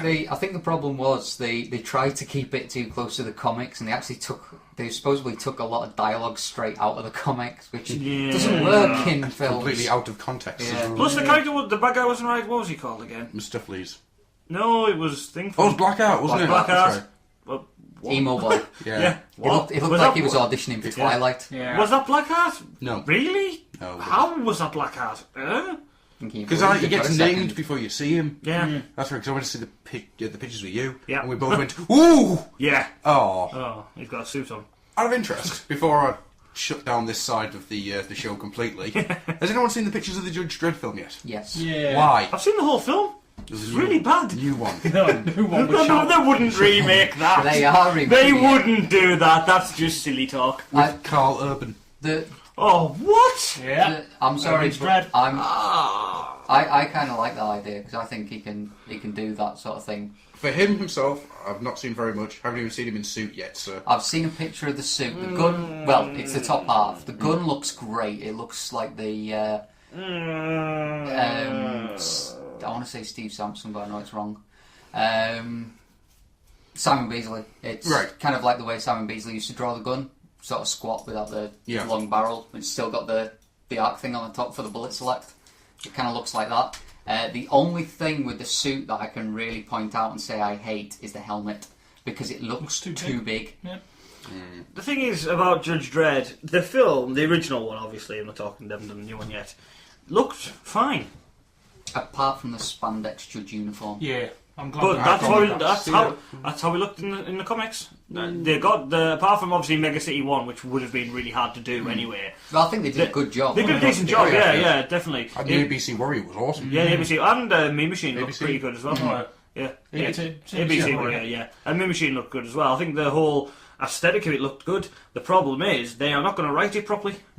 It will not be good because it won't have that British political writing. Well, Yeah. it is supposed to be written by a 2000 AD writer. Is it actually doing that? Yeah, I think so. I think it was a 2000 AD writer that wrote it, and I think I may be wrong here, but I do remember reading something where Carl Urban said he would gladly keep the helmet on throughout the entire movie. Good, fucking good. Because I may why be did they take wrong it? with that because it was a while ago I read this, so I don't know if anything's changed. But My question, however, is, for the photos that came out earlier on this week, Why does everything look so modern? Yeah, Judge Dredd should look... It should look like Judge Dredd did, to be honest. I mean, the city Stallone was- version looked how it should have looked. Yeah. You should be hitting that that old 80s Arnold Schwarzenegger Stallone movie futuristic look. Basically, you need to Schwarzeneggerize the Blade Runner city. Yeah, That works. for me. exactly. Yeah, totally. I thought they should do it. Right. We're going to shut down this side of it and take a quick break, and then we'll get started on the Roundtable itself. After this hour-long intro. There was a round table. Wow. What should we have for a break? Cigarettes. Booze. Boobs. Fine. Fine. You're going to get some G2 rapping. Enjoy. Transformation! Jet transformation! The aerial bots are taking their shots. Double both bots and Combaticons. They can all change to be rearranged. To form a super robot Superion. Cause Combaticons are warring. Onslaught is roaring. Here's one metamorph in Dudigan. They all combine to keep Superions behind as a big bad battle in Dudigan. That was brutal! No! That's Judicus! Transformer Generation 2 aerial bots and Combaticons, each sold separately. Nobody beats G.I. Joe. G.I. Joe rolling thunder. It's the incredible G.I. Joe Rolling Thunder. Corvin's running scared, starting to wonder. Can he survive the rolling thunder? Yo, Joe! Nobody beats G.I. Joe. G.I. Joe rolling thunder. Machine gun cannon and a rocket tower. Rolling thunder's an awesome power. Nobody beats G.I. Joe. A real American hero. Rolling Thunder comes with driver, other vehicles, and figures sold separately. Slither. Big John in the suit. Go. Band of vipers playing on two. I can show you the world, shining, shimmering, splendid. Excitement abound. I almost can't wait. I relax. I don't want your baby. I already ate. But I do like to. What's that word? Kill things that don't fight back. I've killed kittens and puppies and bunnies. Uncle Sam. Oh. See, that's stuck in my head now. Sweet, isn't the You best? see a wife, I see a widow. What then? Can't you see? I kill for Me. That's weird. The best thing I can sing is Disney. I don't like Disney. Aladdin's a great. Aladdin's Film. great, but that's a really gay song. Yeah. But for some reason, I can sing it. I can't sing anything else. It's funny at parties when you do it. Everyone looks at you like a freak because I look like Jonathan Davis and I'm singing Disney. Would that not be awesome though? What if Jonathan Davis did a Disney album? It's quite well, actually. That'd be awesome. It needs no worries. Yeah, welcome back. It may have only been, 3-4 minutes for you. And for us, it's actually been about an hour. We now have coffee. Coffee. And we're going to jump into, for this Christmas special, a round table. Do we have to? It hurts when we jump into them. Also, this one's glass. and square. Yeah, it's a rectangle. Yeah. It is. You do realise you will be killed by my wife if you break it. So we're going to sit around the oblong table. Yep. Let's have an oblong That table. we can't jump through for fear of Becca death. Also, this is a new table, so I don't think anyone should be having it. We are Becker Death. It's because Becca got killed on Metallica, so she formed her own band. Is this true? What? Becca death. She got kicked out of Metallica, so she formed her own band. With such amazing songs like I Have an Animated Blitzwing. Hello me, it's me with an animated blitzwing again. Oh. I heard she's also covered a song. My face, your face. Transformers is my business and business is good. Not if you've bought a Power Core and buying a car set. And let's not forget that runaway classic. I just killed Wheelie. Face. I just killed Wheelie with my face. He was standing in my place. With my face. It does sound like Cookie Monster. Then maybe we should do a song about cookies. Talk about cookies! You know they did do Put that that song. cookie down. I know. I had both albums. Who told you? No, I was talking more about I did it all for the cookie. The cookie. That is such a better rendition than the actual Fred Durst one. I actually prefer I did it all for the Wookiee. Wookiee. So he could have a cookie. Sticking up his ass. Sticking up his ass. Sticking up his ass. Sticking up his ass. I did it all for the Wookiee. Who told you you could have that Wookiee? Put that Wookiee down now. Put that Wookiee down. Put that Put the Wookiee Wookiee down. Put that Wookiee down. Now. Put that Wookiee down. Do we get Transformers Prime? Yeah. Oh, if we must. Right, so yeah, recently there has been a huge amount of new series starting up. One of which is known as Transformers Prime. Now, we don't have any notes for this, we're just going to spitball and roll around with it and See where it goes. Yeah. And I think we'll have a little talk about G.I. Joe Renegades and how the two compare to each other. Very, very closely. First episode-wise, anyways. And at the end, I'll talk a little bit about why Scooby-Doo Mystery Incorporated is fucking awesome. No one cares. 3 episodes, 1 week, 3 sets of Jeffrey Combs. I kind of want to repeat Ross's statement. Jeffrey Combs was H.P. Lovecraft. Yeah, but it's still Scooby-Doo. Yeah. Let's face it. Jeffrey nobody Combs cares. as H.P. Lovecraft. As much as you really, really want to be American, Adam, you're not. And neither are we. Therefore, we don't really like Scooby-Doo. And we never did. Actually, I like Scooby-Doo. I did used to like Scooby-Doo when Really? I was like this tall. Yeah. I didn't even like it then, to be honest. It's just not my thing. Fair enough. All I'm just basically saying is, the new Scooby-Doo. I just fancy How's the Jeffrey I fancy the Combs? pants off Nobody Daphne. listening to this wants to know your opinion on anything. Right, that's a poll. Who wants to know Adam's opinion on anything? Nah, I'm being harsh. No, you're being truthful. Yeah, true. Quiet, you twats. So, I have to bleep that one out. Anyway, Yeah. so, Transformers Prime. Going in, what were your feelings? What were your thoughts? Before watching it? Well, to be honest, right, you basically you told me to watch it. Yes. I thought you would get me to watch it because it was good. No, I wanted you in this. Yeah. The thing is, I mean, I'm not big on Transformers. You know, I'm a fan of the original '80s animation movie. You know, I watched it as a kid. I had a couple of figures, but you know, not massive on it. Hated the 2 films, but you told me to watch this. I thought, oh, maybe it's going to be good. To be honest, I was hoping maybe Blur was in it because you know that I love Blur as a character. Yeah.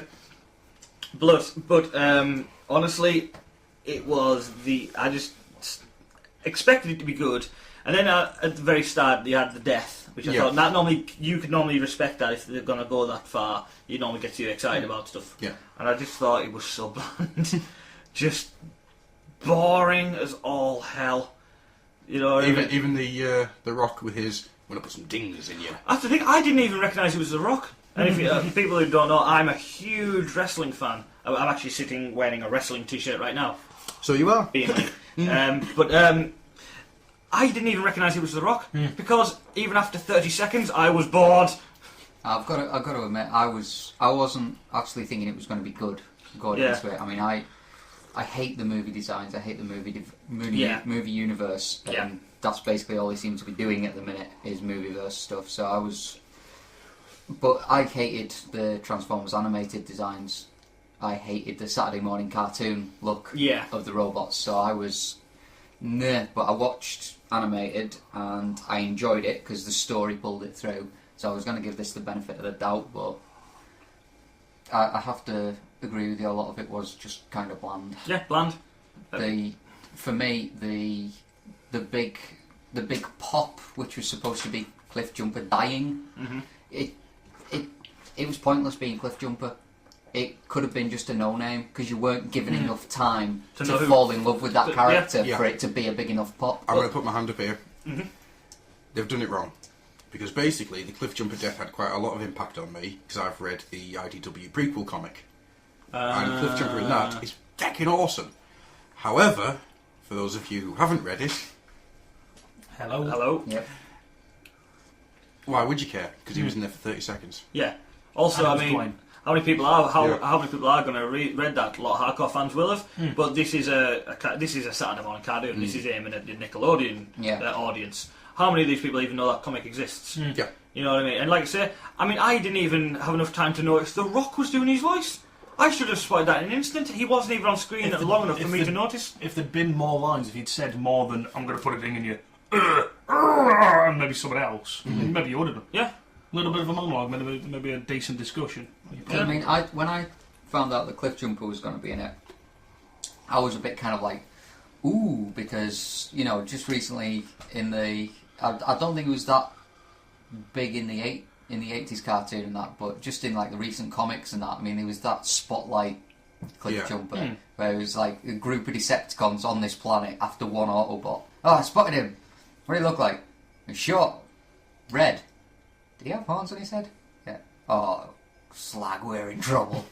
You know, because he was supposed to be a badass, but they just turned him into nothing.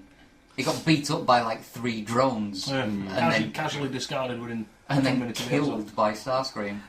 I just had a memory of one of the things that made me cringe every time it was done is when they kept saying scrap instead of saying crap. Now, is that a regular thing for Transformers?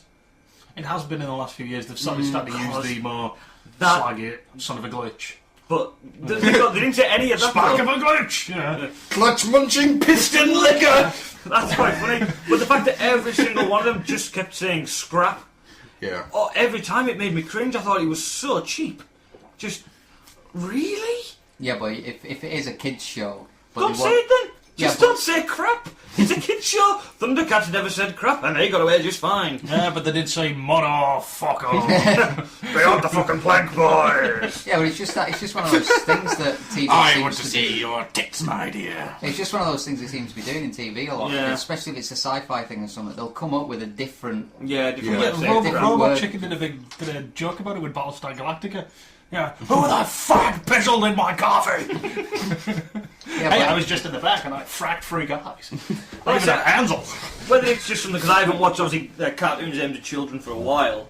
I mean, I'm not against swearing, you've probably guessed that. I'm quite a sweary guy myself. Fuck no. No, I fucking hate swearing. But, to me, if you can't swear, don't. Do you know what I mean? Yeah. And it just was cheap that they did. You know, they constantly, it wasn't just one or twice, they constantly kept saying scrap, and it was just cheesy. I will Don't agree with you. swear I if will you agree can't. with you to a point. I felt every time RC said it, it sounded cheesy. Well, that stupid girl, the Miko or something. Miko. She said it a few times as well. Yeah, yeah. I want her to die. Can I just raise a point while we're still on the scrap and all that? Yeah. I actually quite like it. Because it builds the fact that they're actually living beings and they would have things like, crap, or shit. Well, that's the thing, But not necessarily what, they would have something like that. To me- But yeah, maybe they used it a bit too much. to me, that actually detracts from them being living beings, because if they were, they wouldn't say scrap, they'd say, oh, fuck bags. Yeah, but Yeah, but to a completely different rate. You go to a different country, they won't necessarily go, crap. And they'll say, le crap, They go, yeah, but le fuck bag. yeah, but if you think about it, what if sort of scrap to them is sort of crap? They're not biological beings. They're not gonna. You're going to existential with it. They're saying scrap because it sounds like crap. Yeah, but if you look at it and they're within the- robots. Within the They're saying fiction, scrap because it's what we'll end up as. It's like going, corpse! Because that's often said. Dead body! from now on, that's going to be my expletives. Corpse! Corpse! Oh, for corpsing sake. I see it's running. If it just said slag, Oh, necropsy. So if this said slag, it'd probably be funnier. I don't know, it's just one of those little things that stuck with me, that every time they said it just made me cringe. See, What I was it going to say didn't- was... it didn't make me cringe with Bad writing, it was bad writing. Oh, I'm not arguing with that. Yeah, Copy. yeah. Here is the movie. Copy and paste. It didn't make me cringe as much with RC because for me with RC it seemed like they were trying to make her into less of a kind of, you know, I'm the girly of the team. Yeah. Look at me, I prance around. Into more of I'm just as much as a soldier as the boys, and I can swear and fight just like the rest of them. But to me, they went too far with that. They made her the stereotypical Lara Croft. Do you know what I mean? They made her the stereotypical, I'm all angry all the time because I can't be a well-rounded character. I'm a woman, so either I'm weak and feeble or I'm angry all the time in a dyke. I'm a bitch. Yeah. The reason for that, though, comes once again from the prequel comics. Yeah. Her and Cliffjumper had a relationship. Right. So Cliffjumper's death has that effect on it. Right. Unfortunately, once again... You don't have that. Yeah, this is a major fault, I think, where Yeah. the IDW comics were... I mean, they're not the best of comics, but then again, No. they're by IDW. Ho ho. Please sponsor us, IDW. Go on, we want to be sponsored by the ongoing. No, hang on. Prove us wrong. Oh yeah, that. Ooh! Thank you. Transformers ongoing is utter rubbish. Prove me wrong. Yeah. This presentation brought to you by Dark Ages Incorporated. So yeah, I understand where all the angst comes from. But to go back to your earlier point, when you've got Miko saying it was bad. When you had RC saying it did grate on my nerves. Bulkhead and Ratchet, however, due to I think it's down to the voice actors themselves. Yeah. It flowed, it fitted in, it didn't seem as glaring. I think probably, I don't know what order it was done in, but I think after about the third time, it grated me whoever said it, because it was said all the time. So even if they were saying it, because I didn't like it the first time, or the second time, or the third time, by the fourth I was just like, oh, shut up. Aye. Stop it. Fair. Dicks. They have kept one aspect of the RC character. What?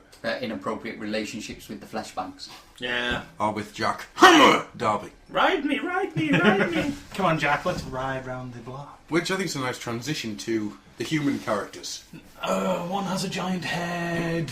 I'm certain one Giant head! Speaking of which, has anybody been watching the Avengers series? No. Right. Does that have a giant head? Yes, it has MODOK. When Raph came on, the first thing I thought of was Thor's first words to MODOK, which was coming through the wall, swinging the hammer.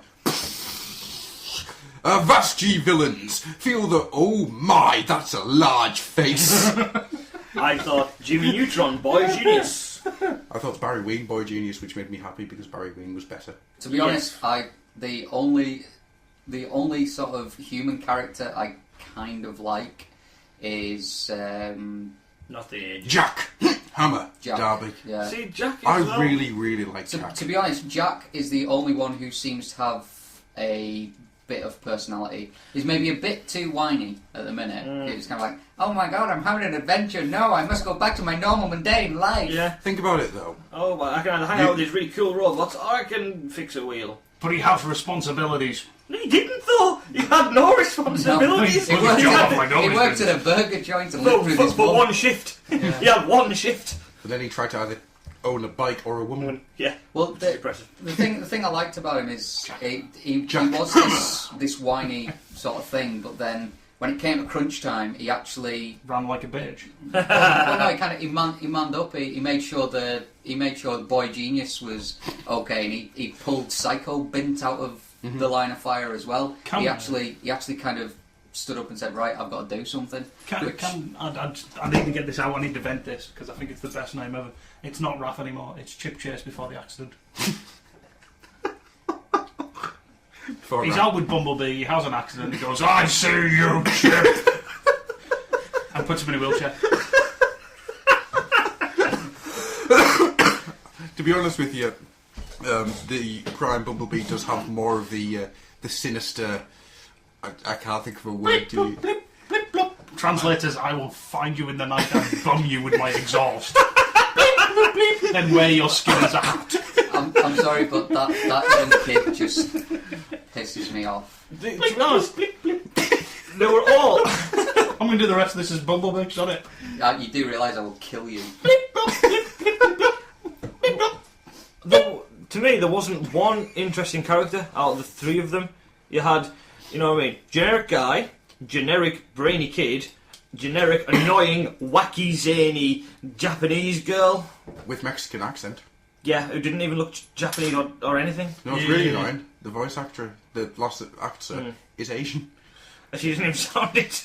Sounded Mexican at some point to me. She's got Scott McNeil syndrome. She can't even do her own damn accent. Scott McNeil cannot do a Canadian accent. He fully admitted this to me at Auto Assembly. Yes. Can't do Canadian accents. I do think that she was too over the top because it was like she was the. It was wacky. She was the wacky aspect of Sari. That's what she is. But overt wackiness doesn't work. No, but you've got to have it balanced with something else. Yes. Yeah. Yeah. But I mean, that is something that's worth taking into consideration. The fact that when Animated first started up, we were sitting there going, "Fuck off, Sari." Yeah. By the end of it, it's like, "Nah, want to know more about Sari now that she's gone all ghost in the shell." But was there any real need to three of them from the get-go? There was no need for them to be introduced in that manner. Well, one of them's going to get crippled anyway, so.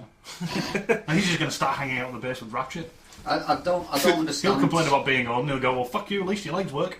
I don't understand why they had, like, the young kid as a hacker, because, I mean, I know there's some incredibly brainy kids out there who are, you know, hacker geniuses and that, but to me it's just a bit unbelievable that, like, this... On that point, though, I really like the fact that they were using Earth technology and he couldn't fix it. Really like that.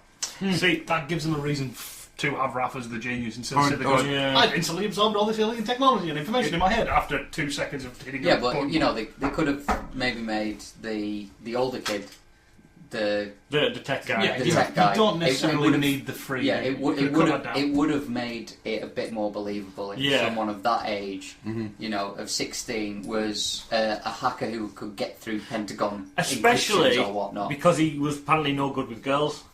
Yeah. So, hey, hacker! Yeah. Yeah. Do you know what I mean? But I like things though. The whole thing about the Earth tech, although it makes sense storyline wise, like the majority of everything in that show, I didn't care. Yeah. There was more information they were telling you, and I was just, meh. I want to see some robots fighting. So Yeah. I have to raise one thing just because you mentioned about the human tech. I like the fact that they went to the Decepticon ship. They went, oh, it's this file, maybe we can download it. And you went, well, I can't, there's no USB ports. Take a photo. Yeah. I found that funny. I do like the must idea admit, of they couldn't do there it were that way. some funny bits where he's like, take a photo, good idea, and just takes a photo of the robot. The screen! See, yeah, again, I don't know, I must have just been really pissed off at how bored I was, because there wasn't one bit in the entire 5 episodes that even made me smile. Yeah. Nothing at all. I thought from start to finish it was an absolute drudge of utter human waste, ball ache shite. Not even when they said about going and within seconds Ratchet went, well, there you go, there's the door.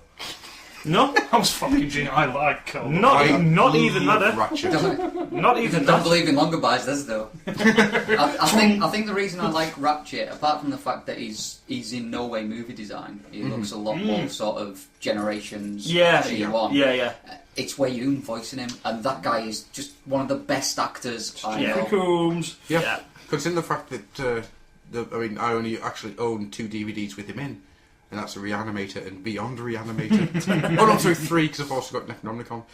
So yeah, The guy is, I mean, he does a lot of Star Trek, and I mean, I've got all of DS9 on DVD. He's very good. So you've Yeah. got him in at least 2 to 3 different roles in that. Well, there's about 7 different people he plays in that. But isn't he just 7 different Williams? No, he plays Brunt, who's a Ferengi.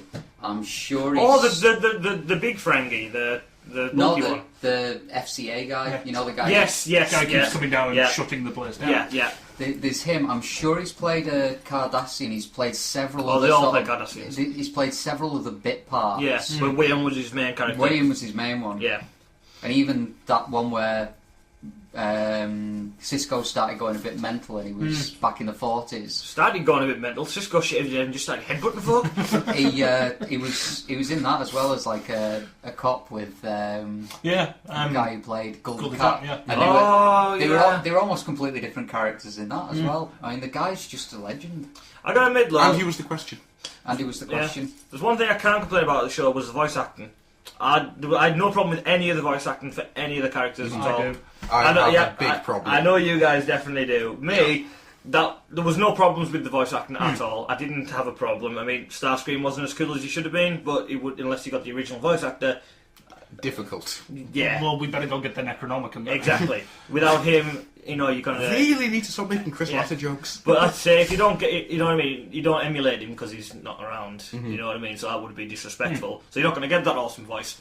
So I'm fine. I'm fine. Preferred this to the G1 voice. Yeah. I see. I think it's just because I'm looking at it from a childhood perspective. Yeah. I'm one of these guys who I loved Transformers as a kid, didn't really follow it, so I've got those G1 memories of what Transformers is, and that's iconic in my head. Is Starscream's voice. Yeah. So that's the one I like. But you know, it was a decent Starscream voice. It was good. But like I say, it's just a shame none of them had anything decent to say. When it comes to Starscream, I think Starscream is it's either him or Ratchet that is the breakout role for me. As much as Welker really did just knock me to the fucking floor with what he did. But Starscream or Ratchet both did this. There was more character in their voices than the script gave them. Yeah. Just the simple comment of, oh, please. Oh, That's that, yeah. just brilliant. Where'd you come from? How much do you weigh? Who made you? Oh, please. And the way he delivers something like... I mean, Starscream did it as well. When he's torturing the agent. Oh, by the way, spoiler alerts. When he's torturing the agent, the amount of menace in his voice when he knows that he's the superior being in the room, compared to earlier on, where he's being kicked about by Megatron. Starscream for me was... It's a problem I have with sort of like the drones and every Decepticon you've seen apart from... Soundwave? Megatron? Apart from Megatron. It's the fact that they're all anorexic. I didn't mind To the be honest- With Starscream, I don't mind that. Well, the thing is... He looked the thing is with me- alive. Yeah. No, he's not live, he's anorexic. Starscream's a wicked Girls' in my It head. just- He doesn't seem like he could... None of them actually seem like they should be able to have a fight with Well, I think the Starscream, Autobots. though, Starscream to me is the kind of character, he wouldn't have a full-on fist fight with you. He would stab you in the face when you're not looking. Yeah. But difficult. And also, That's how good Starscream is. it's also one of the few times where actually he'll transform into a jet and the jet will look like it should do. It doesn't look like have a robot underneath. It's going to be sleek, it's going to be smooth. Of I mean, all look the at- transformations in the entire thing, Starscream's into the jet. Yeah, when he flied, that was Yeah. actually quite cool. But I mean, Soundwave, he had a bit of bulk behind him. And even then he wasn't that big. No. No. But he was still... Am I Generally, wrong? all of the Decepticons I used to say they are very thin. But Because there was that scene where Megatron Bulkhead- wasn't because he had the big shoulders. There- chunky there was- fucker anyway. There was that scene where Bulkhead was fighting one of the drones, That's got Bulkhead looking like a fucking rugby and he ball. just he's hanging on like this and having a test of strength sort of thing. Yeah. He should have just Yeah. ripped that Yeah. thing to pieces. Yeah. It was laughable. Yeah, I thought that was weird as well. That Bulkhead was having to struggle to fight the drone. Yeah. It's like, well, what? I mean, Yeah, not even going into fighting styles or Decepticons are warriors born and bred, and the Autobots are just fighting against them for freedom. Yeah. They're not real warriors, all that kind of garbage. Just the sheer physics of it. Yeah. He's like 10 times heavier than that thing. Yeah. He should have just laid down on it and he would have crushed it. Well, to me, I was thinking, well, if he's going to actually... I mean, he killed him eventually or whatever. Yeah. But if they're going to have him so he has to actually try to beat this thing, why not have a character? Do you know what I mean? Rather than a drone, Yeah, if it's going to put up... Yeah, if it's going to actually put up a fight, why not have a character? Yeah. I think the idea there is to give the drones more of a sense of a threat, which unfortunately they then shut on by blowing them up by the dozen. Yeah. I bet you. But partway through that series, they'll have done a G.I. Joe bat. First off, really threatening. Have real trouble blasting holes in them, they're still coming. End of it, one pot shot. Yeah. And they'll be down. Yeah. 20 of them dead. Yeah. That's what it'd be like partway on the end of the series. Bet you. What was I going to say? Completely forgotten now. I know we were pottering about voice actors, and I didn't. You mentioned briefly, but I really wanted to mention about Welker. Mm-hmm. Well done, sir. Yes. Considering, Oh. I mean, do you remember the voice that was done? He did for the first To the movie movie games. game. Yeah. Yeah. How the hell he went from? It just proves once again, Welker is the fucking man. He's gone from. Megatron. Oh, Megatron. Yeah, he was that's basically doing G1 Megatron Megatron. again. Yeah. Yeah. He dropped it a couple of octaves and it made it so much better. Yeah, the guy who's got prime apotheosis. What? No, he's deepened his voice to sound more like Prime. He's dying, he's died twice or something, so, trying to be more like Prime. Next thing you know, he'll be painting himself red. I am Red Megatron. Hey, wouldn't that be an awesome storyline, though? If he just gets envy and he actually starts trying to Goes look mental like and so Prime, trying to kill Prime and take his place. So he actually paints himself up to look like Prime. Goes mental. Badly cardboards a truck on the front of his space jet mode.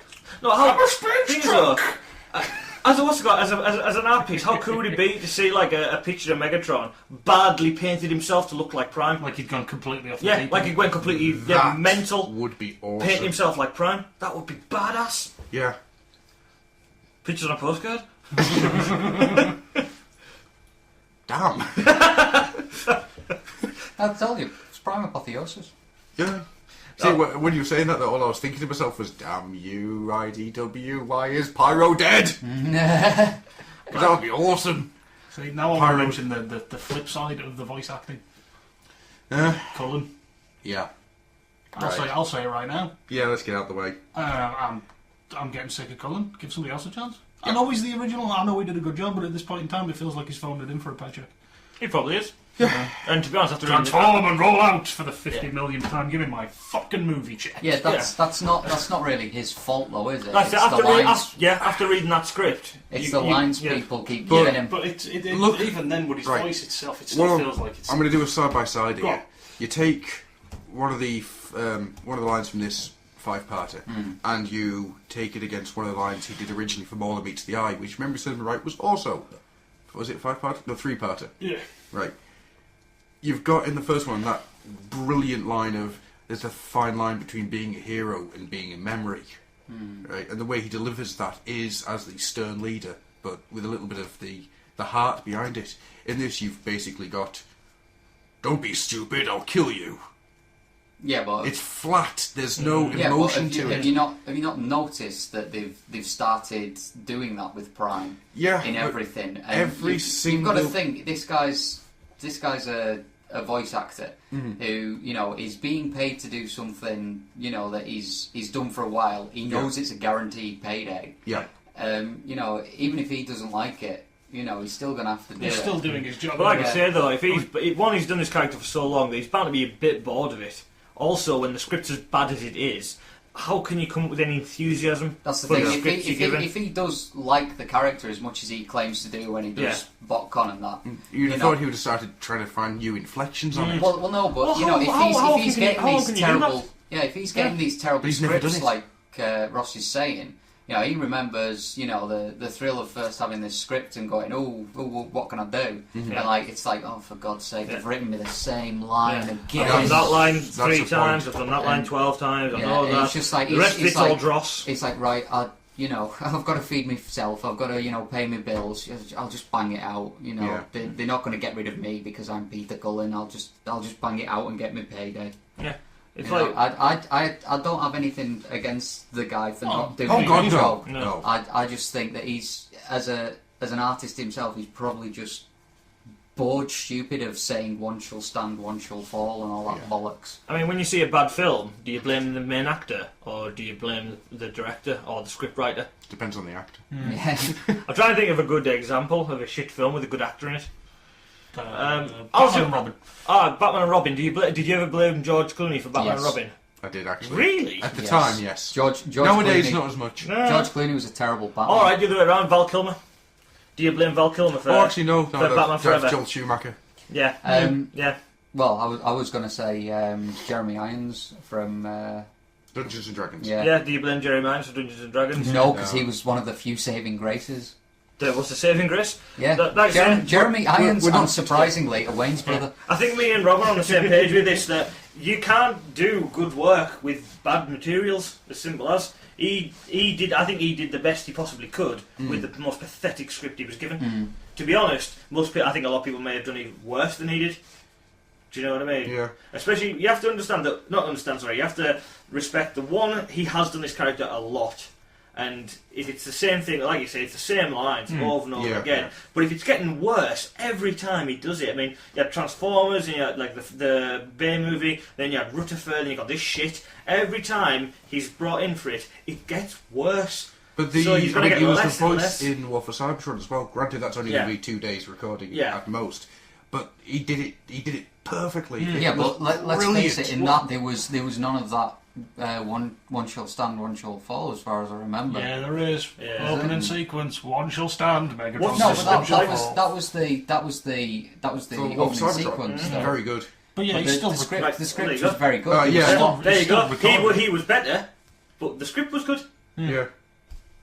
It makes perfect sense. Do you know what I mean? But it's in the same continuity, so it must be good. Don't make me beat you with issue 5 of Serial Geek. No, it's in with issue 7 instead. Okay. Like I say, in just my head, remember that whole cartoon, I really like the design of Starscream. I Yeah. thought Starscream looked awesome, especially like those scenes where you see him torturing that stupid bloody. Fowler. Am I the only one who remembers his name? He's Winston Z. Mortimer. Nondescript government agent fella. He was Winston Zedmore. When there was no background to be seen, because there wasn't supposed to be any, I thought Starscream looked amazing. Like you said, that transformation scene when he went in that tube, Yeah. that was really The cool. Stargate boom tube. Yeah, or that thing from... It was just an elevator. to me, it looked like that thing from Stargate. Yeah, the Yeah, rings. yeah, the rings thing. Stargate boom tube. Oh, well, when he transformed in that was awesome. I loved his design, especially when you see him in the dark light and kind of hunched over. Yeah. It looked fantastic. I also like the design of Soundwave.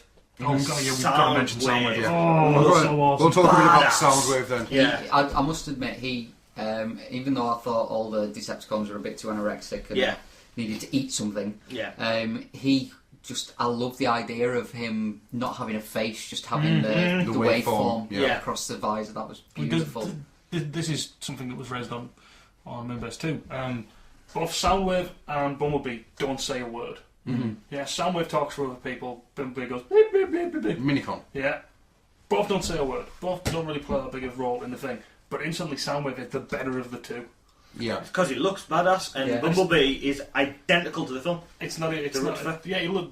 Just taking looks out of it, you still get the fact that he sits there and he talks with other people's voices. Yeah. And I love the bit where they're in the radar bit, and they go, "Oh, take a picture." She takes a picture, and he just looks back and takes one of them.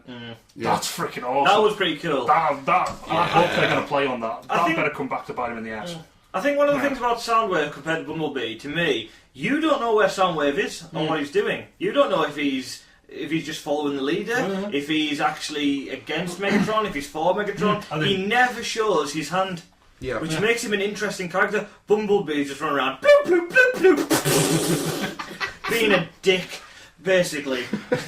Sorry if I'm spitting on you there, Stu. You got me from across the table! I hated this shit! No, but I mean, like I said, Soundwave, although, like I say, it was 5 episodes, he was in for a grand total of 47 seconds. But still is awesome, and the design, one of my favourite things from it. Yeah, well, he design was fantastic. underused. He was, but not in a bad way. He was used enough to give you the element of how badass and how much of a serious threat he is. The problem I is... did like the drone he sent off as well. His breast animal. Yeah. That's just what it is, he's breast force. It I detached from like his to chest. think that he's actually got thousands of them, and if he takes them all off, he's just a Strax's head. I'd like to. I know somebody put up on the forums like Laserbeak was awesome, but after watching again, it was more Ratbat. I thought Ratbat through and through. But it was a nice idea because he looks sort of when he transformed. I think he was more like a drone plane than anything else. He's one of the like the US drone. He's one but of those. Like that Ratbat / Laserbeak / whatever it is. Laser rat. That looked like a almost like a Cybertronian drone plane or something, which was quite cool. The problem with Soundwave, though, I know for a fact. Well, I don't know for a fact, but I assume he was awesome because we didn't see him. If he was more used, you would have hated him more. Possibly. Because they would have fucked him up. Yeah. You would have to rake lines from places. Yeah. The fact that he just shows up with random reports and it's other people's voices. It's because you don't see a lot of him. Did anyone else find it strange? I mean, much less so for you. Did anyone else find it strange that a lot of people first reaction to Soundwave in the first episode was Soundwave's a girl? What? Because I thought it was quite obvious what they'd done. A few people had said that, yeah. Oh, Soundwave's a girl. No, it's RC's voice. I was just wondering if it... Bastards! I was going to say, Soundwave's a girl. What are you talking about? Well, the first bit of dialogue Soundwave says is RC reporting on something, and that's what he's picked up. So a lot of people have gone, oh, Soundwave's a girl. Because the first thing he did was he goes, it's not. The first thing I went was, oh, he spoke with RC's voice. I wonder if he's going to say anything else. Oh, he's not. Well, that's cool. Yeah. And his face is kind of Decepticon symbol. Yeah. That's something I forgot to mention. I was just wondering if anybody else thought that originally. No. I couldn't get my head around how you got that confused. I just thought it was a bit weird that I was actually waiting for him to speak with his own voice because it's like he played back the recording of RC. And then I was waiting for him to say something, and then nothing else came out. He was like, okay. And then the next time you saw him, he was playing back another recording. It was like, I see where they're going with this. I'm going to put it out there right now. Even though we've barely seen him, I like the Soundwave a hell of a lot more than animated.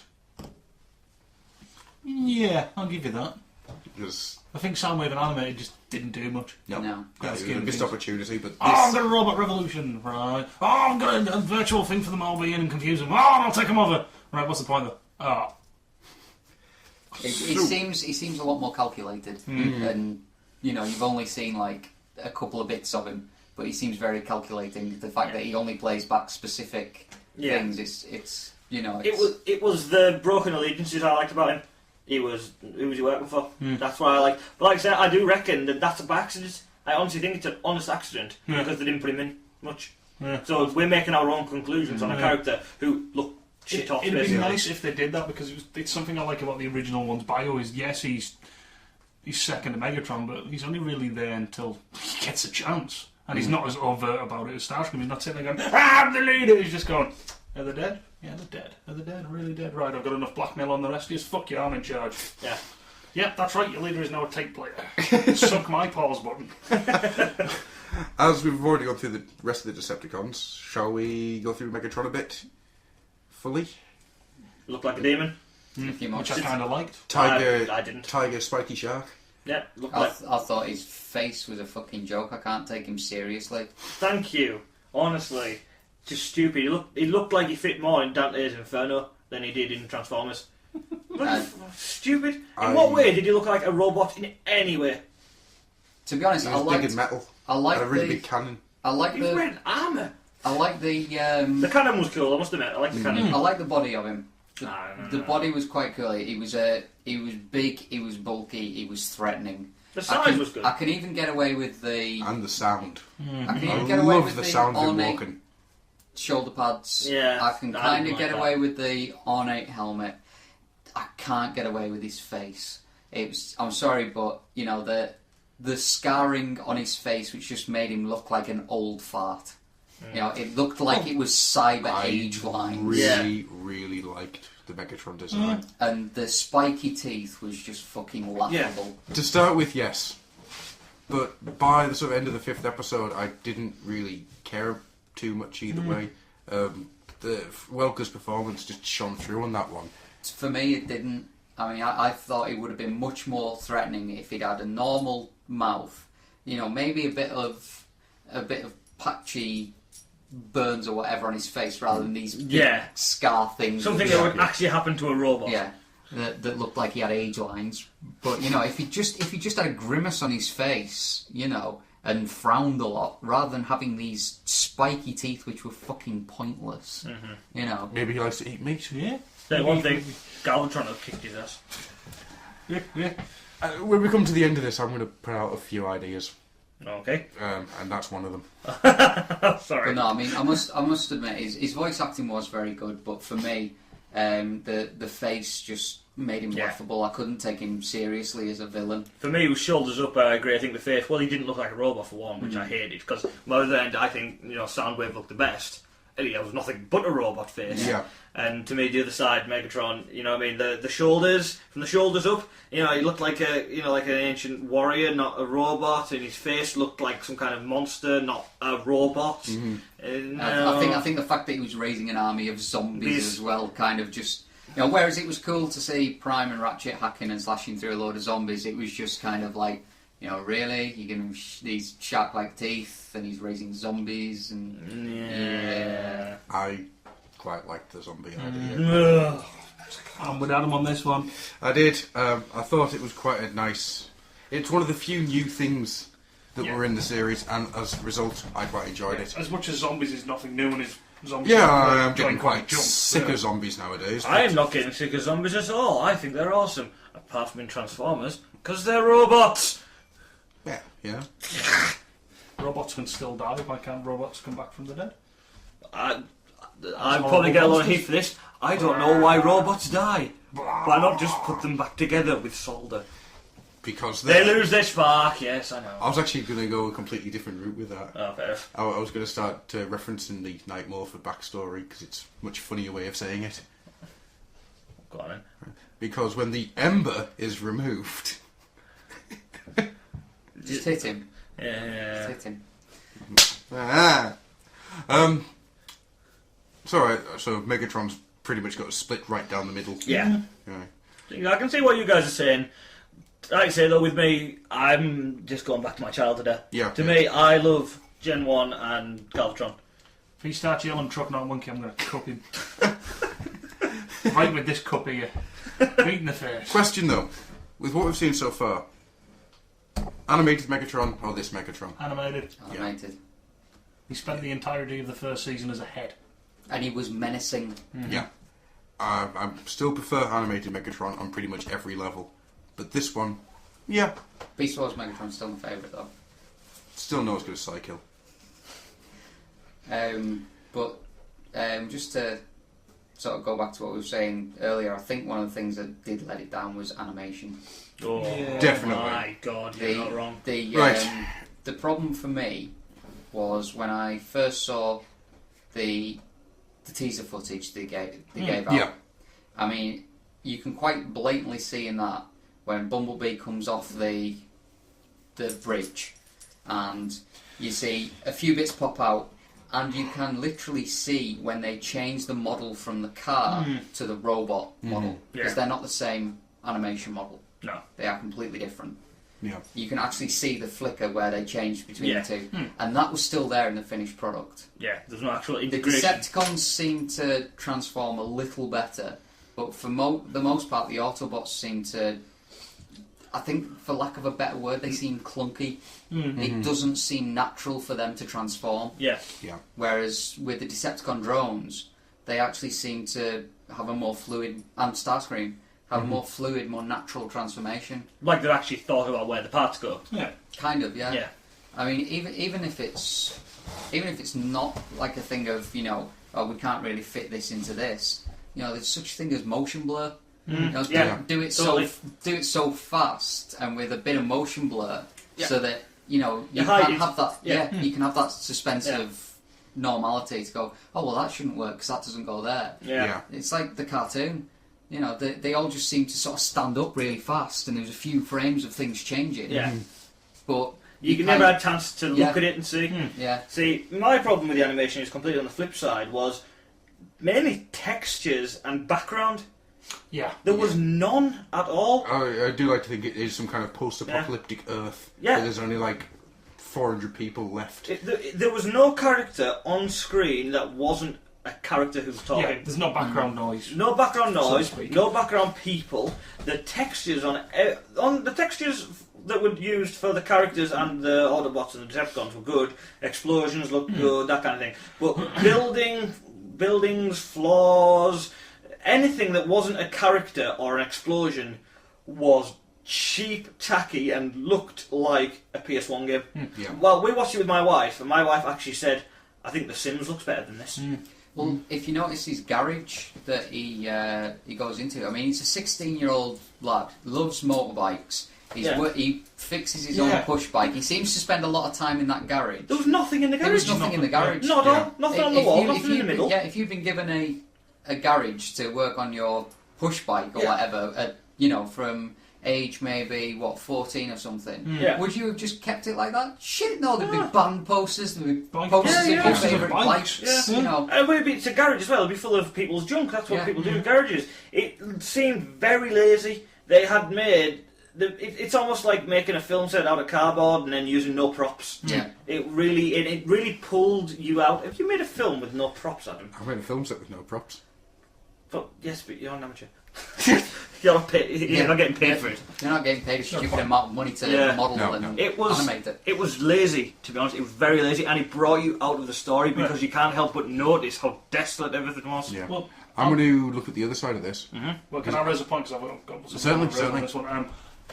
How often do you think we're going to see those canyons, mountains, dusty desert roads? Constantly. Because they're easy to animate. Yeah. 2, I think what they've done is they've gone, we've only got a limited budget. We can't really do background characters. Now, fortunately, that's going to hurt this series. Yeah. Whereas if you look at like Beast Wars and Beast Machines, that worked. Yeah, because it was Beast Wars is prehistoric. prehistoric. Yeah, totally. Beast You're not Machines, supposed to. it's a desolate planet. Yeah. Nobody's around. So that doubly works. Just make a point. Go on. Beast Wars, there was always animals running about in the background.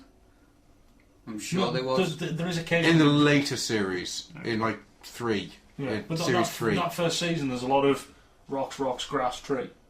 Yeah. Rocks, mountain. But you say that about doing, you know what I mean? They didn't have the budget to do background characters. Does it really cost that much to animate one person, have them walk in the background, then use them later on with a different colour T-shirt or something like that? No. You know what I mean? It's not, and because they're not in the focus. You don't need to be You don't detailed. even have to have that much detail. Well, let's face it. Every animation program comes with a bog standard man, woman, and skeletal structure. Yeah, totally. All you have to do is tweak it so it's got some clothes and have them walk Yeah, back to and and forth. fro. I mean, a perfect example is look at wrestling computer games. The crowds in wrestling computer games. Very generic, yeah. The top front row, they're normally decently animated. Not as good as the wrestlers, but decently animated. Every row back, they get worse and worse. Yeah. But you can't tell unless you really look. Yeah. And that's all you need to do. You just need a blurry person standing in the background, or boxes to fill up a garage, or anything. Other cars. Other cars, yeah, there was no other cars on the There's a roads. whole chase sequence. There's no other cars, is there? There's one. No, there's two, sorry. There's two other cars on the highway. That's it. Yeah. I mean, sorry, I imagine a car is the easiest thing in the world to animate. Yeah. I would have thought, because you've only got the wheels to move. Wheels. Yeah. You might not even have to do that. You literally just shoot it from an angle you don't see the way. I mean, even, it would have been better if, like, where they've got the two Decepticon cars, colour them yellow and have them in over there somewhere. Yeah. Just Hell, they did it in Cybertron. They would reuse. But how often does Blur appear in freaking Cybertron? That's because Blur's awesome. As a repainted random speed. I was actually going to say, Yeah. do you remember the medics in Cybertron? Where they just sort of chopped and changed RC, put different limbs on it, ta-da. Yeah. I think it just smacks of very, very lazy. I'm going to look at the flip side of this, Yeah. on the upside, because I feel this is my position in all this. Yeah. Try and find the positive. I love the fact that whenever you've got someone talking in the foreground and you have somebody in the background, they're not just standing stock still. There's a wonderful bit where you've got Prime and Ratchet talking. In the background you've got Bulkhead just fidgeting away. But it's not a set path, it's been properly animated. And I thought that things like that were really nice. Well, a bit basic though. Yeah, but it's something that worked in its favour. Yeah. It's something that I felt worked. It's something that works, but that's kind of at this point easily being industry standard, I would have thought. It's nothing to stand out for Transformers, that. But the thing is though, It's something I saw and I liked. You're only noticing it though, because there was nothing else to notice. It's got a very good point. Yeah, That sort of stuff where you've got someone moving in the background, that sort of stuff is the stuff you're not supposed to notice. No. It's Yeah. supposed to be Natural. invisible, Yeah. natural. Yeah. But if you do see it, your eye isn't drawn to it, because your eye would be drawn to it if they were stood stock still. Yeah. Then it would look off. Cybertron. Do you know what I mean? That's the thing. If they were all just stood there like cardboard cutouts, it would look weird. So Yeah. they're supposed to move around or talk to each other in the background or react to what's being said or whatever. But you're only noticing that because there was nothing else on screen. Okay. So, now that the rant about the animation's over with, Yeah. should we talk a little bit about the full plot of the thing? Oh, God, no, there wasn't one. Space bridge, ground bridge, space ground I bridge. liked Ground Bridge. Well, yeah, but there's an easier way of saying ground bridge. Teleport. No, bridge! The I even like the term Ground Bridge, actually. But it's a bridge! the It's a just Stargate. one last thing Yeah. about Star. the sort of design of it and that.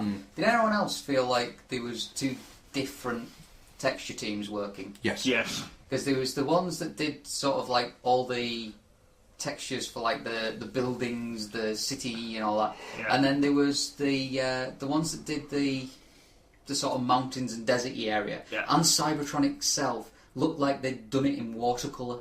Yeah. I thought Cybertron looked really pretty. Cybertron was- didn't look too bad, actually, I must admit. The only thing And for I me was freaking loved the flashback sequence. That was all in sort of red. Huh? I don't remember that. Yeah, I vaguely remember. Yeah, it's only a couple of seconds long, but it just looks awesome. Oh, when It- he's explaining who yeah. Megatron is. It Yeah. actually took me back to our favourite little communist moment in Transformers, in Weak Component. It was just like, yes! well, no. The thing for me was like Cybertron and that. It looked like they'd gone for a painted style of texture, Yeah. like in Stormhawks or something like that. It looked odd. That Halo short Duel.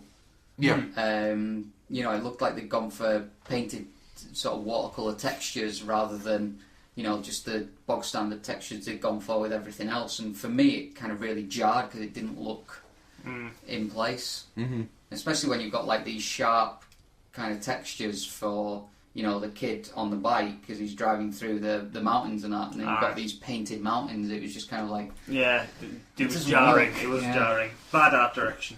Very bad art direction. Especially since all the kids looked like they were from The Sims. Like, literally taken right out of the game. So, Yeah, anyway, what we've got on to with the plot. yes. In fact, with the plot, I'm going to go through the elephant in the room. Yeah. Cliffjumper's death and subsequent death and revival and death and revival and death and revival. Boring, expected, not as shocking as they wanted it to be. No, but All kinds of crap. all I of the think it was above. unexpected. I just think it didn't have any gravity to it because you Didn't know who it was. Yeah. Yeah. It was Wasn't the that same. too Yeah, much? it was the same problem I had with the Lion, the Witch and the Wardrobe remake. You know, the Hollywood remakes of Lion, Witch and the Wardrobe when Aslan died. Like as a child watching the BBC version, I cried my eyes out when Aslan died. In the in the new movie, he'd been on screen for about 3 minutes. There's not a lot of time. Yeah. Yeah, so you don't know who the character is to care if he's dying or not. Yeah. This guy basically shows up and goes, I've been put some things in you, and then he's dead 5 minutes later. It's like, great. If they'd done that, say, episode 2, Yeah. that episode with him and done a few fights, you go, hey, I quite like this guy. Yeah. Whack! Oh, he's dead. Well, also, why I did didn't they... actually realise that Starscream had killed him until they Yeah. pulled his body out. No, I could. You weren't sure, yeah. Yeah. But another thing was, as well, why did they hire The Rock to do a character who had, like, maybe 5-6 lines? Publicity! Yeah, because they build Cliffjumper as a main character. Yeah. Oh, All the so way they up could to say, it. Yeah. starring The Rock, Yeah. Dwayne Johnson, and Ian Belly in it. But when So you we think, can have BotCon as RockCon. but when you think of it, you know, how are they going to afford to pay The Rock for a full series? Yeah. Yeah. Probably quite easily because Tooth Fairy didn't do as well. But no, Did you I escape was, to Witch Mountain? I was pretty sure. Like watching it partway through, I was like, "Oh, Cliffjumper must be coming back if he's dead." Well, I They've think... made such a hoo-ha, everybody being Dwayne. What's Well, going that's the on? thing when Megatron sort of, I have the dark energy on it will raise people from the dead. I was like, "Oh, that's how they're going to get him back." That's another thing that really confused me. Dark Energon is supposed to be the blood of Unicron, the Great Destroyer. How can the Great Destroyer give life? But it's evil life. Yet again, like I said, I watched this with my wife, and I would like to quote her when they said... Yes. No, that was something else. The fact that there was two good parts. One was the question when she said, how does unicorn blood bring back robots from the dead? That was one of the fantastic quotes from her. Fantastic. But the other one, which I liked, was when the started said, this is Dark Energon. She just looked at me and said, that's the gayest thing I've ever heard. I want to know. To be honest, I got to agree, not a big Transformers fan. Alright. Energon, fair enough. Dark Energon sounds so shit. Agreed. Absolutely. Completely agreed. Balls. I don't understand why they didn't call it. Anti-John. No. That'd be good. Oh God, come on. I know what you mean. I can't. Angelamosis. Angelmosis. Aye, that stuff. Anything but Dark Energon. Well, it's the same bloody thing. I don't understand why they haven't given it the name that they gave it back in the day. Yeah. Beast Wars 2nd, the Japanese Beast Wars series. Yeah. You had what was basically the cells of Unicron, and it had all these funky powers. Yeah. It's the same thing. So why the hell they didn't call it that, I don't quite... Because Dark Energon's probably going to be more accessible to kids. It's lazy writing. It's lazy writing. But I can't put the blame on Prime for that. The blame for that comes from War for Cybertron. Yeah. To be honest though, in War for Cybertron, the Dark Energon was a lot more threatening. Yeah. But it's not the same thing. It's not the same thing at all. But It's the same continuity, so it must be the same. don't make me copy it. Don't make me copy it. It's the same thing. It's the same universe. I'm gonna cut you so Hasbro bad. said it. Hasbro said it. So it I like must the be idea true. that Rob's going to cup him. He's just going to hang around being old and cranky. Now he's going to find himself two girls. 2 guys, 1 cup. Anyhow. I've never seen No, it. in War for Cybertron, the Dark Energon seemed like a threat. It seemed like something dangerous. It looked like an infection, Yeah. is what it in acted like. this, it was a piece of amethyst crystal that you buy from a rock shop. Yeah. It really was. Also, it seemed like they were saying, like there's Energon and Dark Energon. So, to me though, it should have been like Energon, obviously that's what they live off. So why does Dark Energon bring the dead back to life if it's supposed to be the opposite of Energon? It doesn't make sense that they called it that, because it's not the opposite. Yeah. Well, it's because Energon itself is in this new crazy continuity that doesn't continue.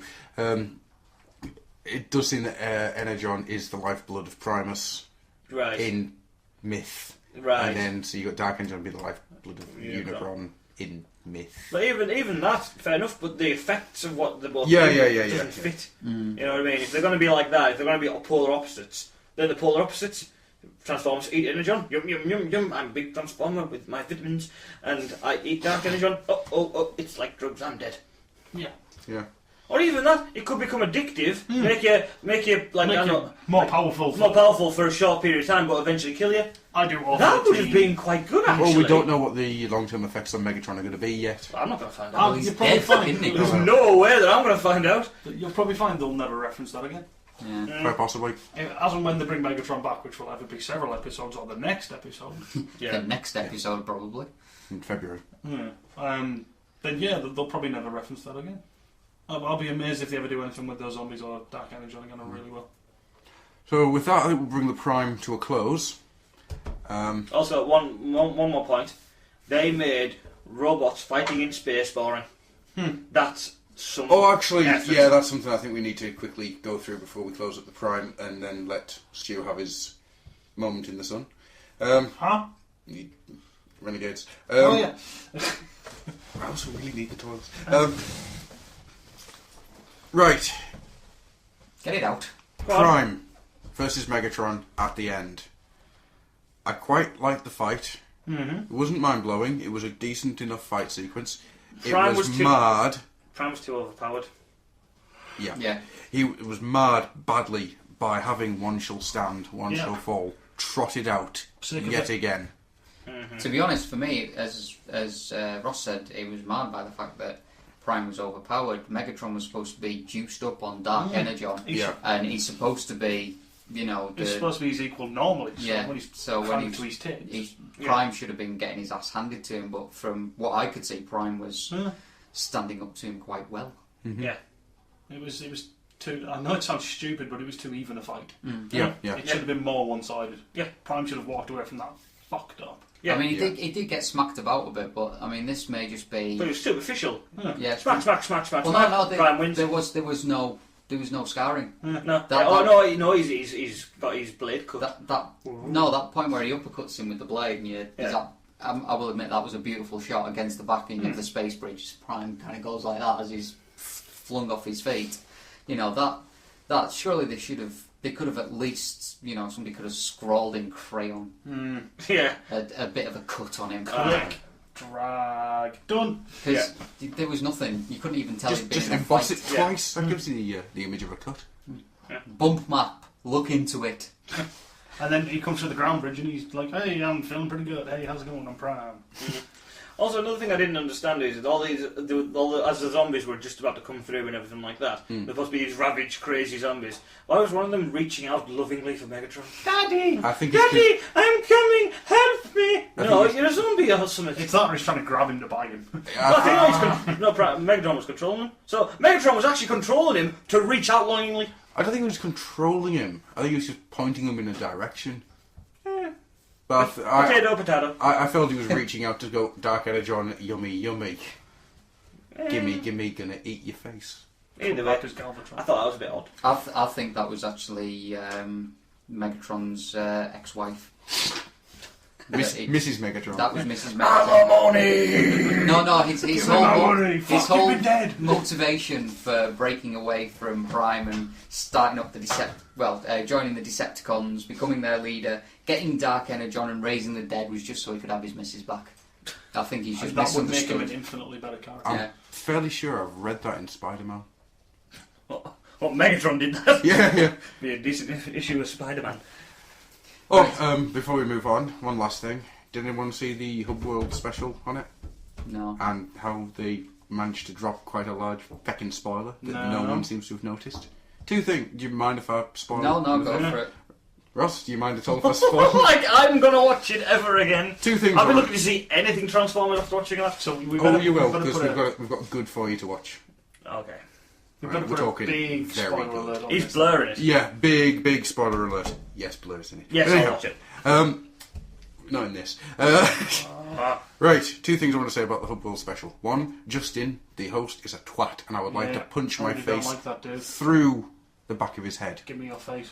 Second one, there's a sequence, a nice little shot of Peter Cullen and Frank Welker doing the thing. It's not very long, it's just Frank Welker screaming, Prime going, "What's wrong, brother?" Megatron saying, "Unicron, he's getting stronger and getting closer." So thanks for that, Hub World. Fuck's sake. So let's see that's all. We already guessed Megatron to be back. So now they're going to be saying he's linked to him with Dark Energon, and Unicron's going to be there. Yeah. So, Well, it's going to be Unicron, isn't it? The thing, Yeah. I mean, he's been destroyed. Megatron was being destroyed. It's going to get reconstituted as Unicron, isn't he? No, I'm saying Megatron's going to come back, and because he's infused with it, he can sense him. Yeah. so I just wanted to point that out because I was furious. You know what I want to point out as well? There was that little quiz thing with the various fans, Oh yeah. and there's a kid who knows as the kitchen sinks. Yeah, I didn't know that. Nah, I didn't know that. That's hello, Mr. Plant, to make the kid look better. Oh, I did quite Fuck enjoy. you, Hub World. I did quite enjoy Vangelis looking Yes. bemused at the camera. Not sitting in Bumblebee. Yeah, that was quite strange. Right, so Okay, we're going to go on to G.I. Joe Renegades. I'm not sure if you watched this or not. No, I'm not saying. I'm going to get into it. I've watched the first 3 episodes, which I think is all that's been. Yeah, it's all it's been. I think it's till late February again. Obviously, this was launched the same day as Prime, and obviously G.I. Joe Transformers is always going to be the big two. And you made me watch Prime. Yeah. You bastards. Trust me, watch Renegades. I think Well, you'll be a lot yeah, more impressed. it would have been nice to been given the choice. We're only going to do sort of a quick breakdown because these bastards don't like G.I. Joe enough to give me my own G.I. Joe show. Hey, the film's badass. Yeah, it was. I'll give you that. I like it. It's a nice change. It was nice compared to Prime, which felt like copy and paste. This was a nice change. Although they did do the copy and paste, let's kill off someone we've built as a main character. Yeah, that was like, second episode, well, Ripcord's dead. Oh. Well, it was the first episode he died. First episode he died. But at least they left it to the end. Yeah, Like you build a slight attachment. He was in he was in the credits. Oh yeah, spoiler. He was in the opening Alright, I credits. forgot his name already because I didn't know it. Actually, in the second episode as well, he was in the opening credits. I was like, oh, he'll come back then.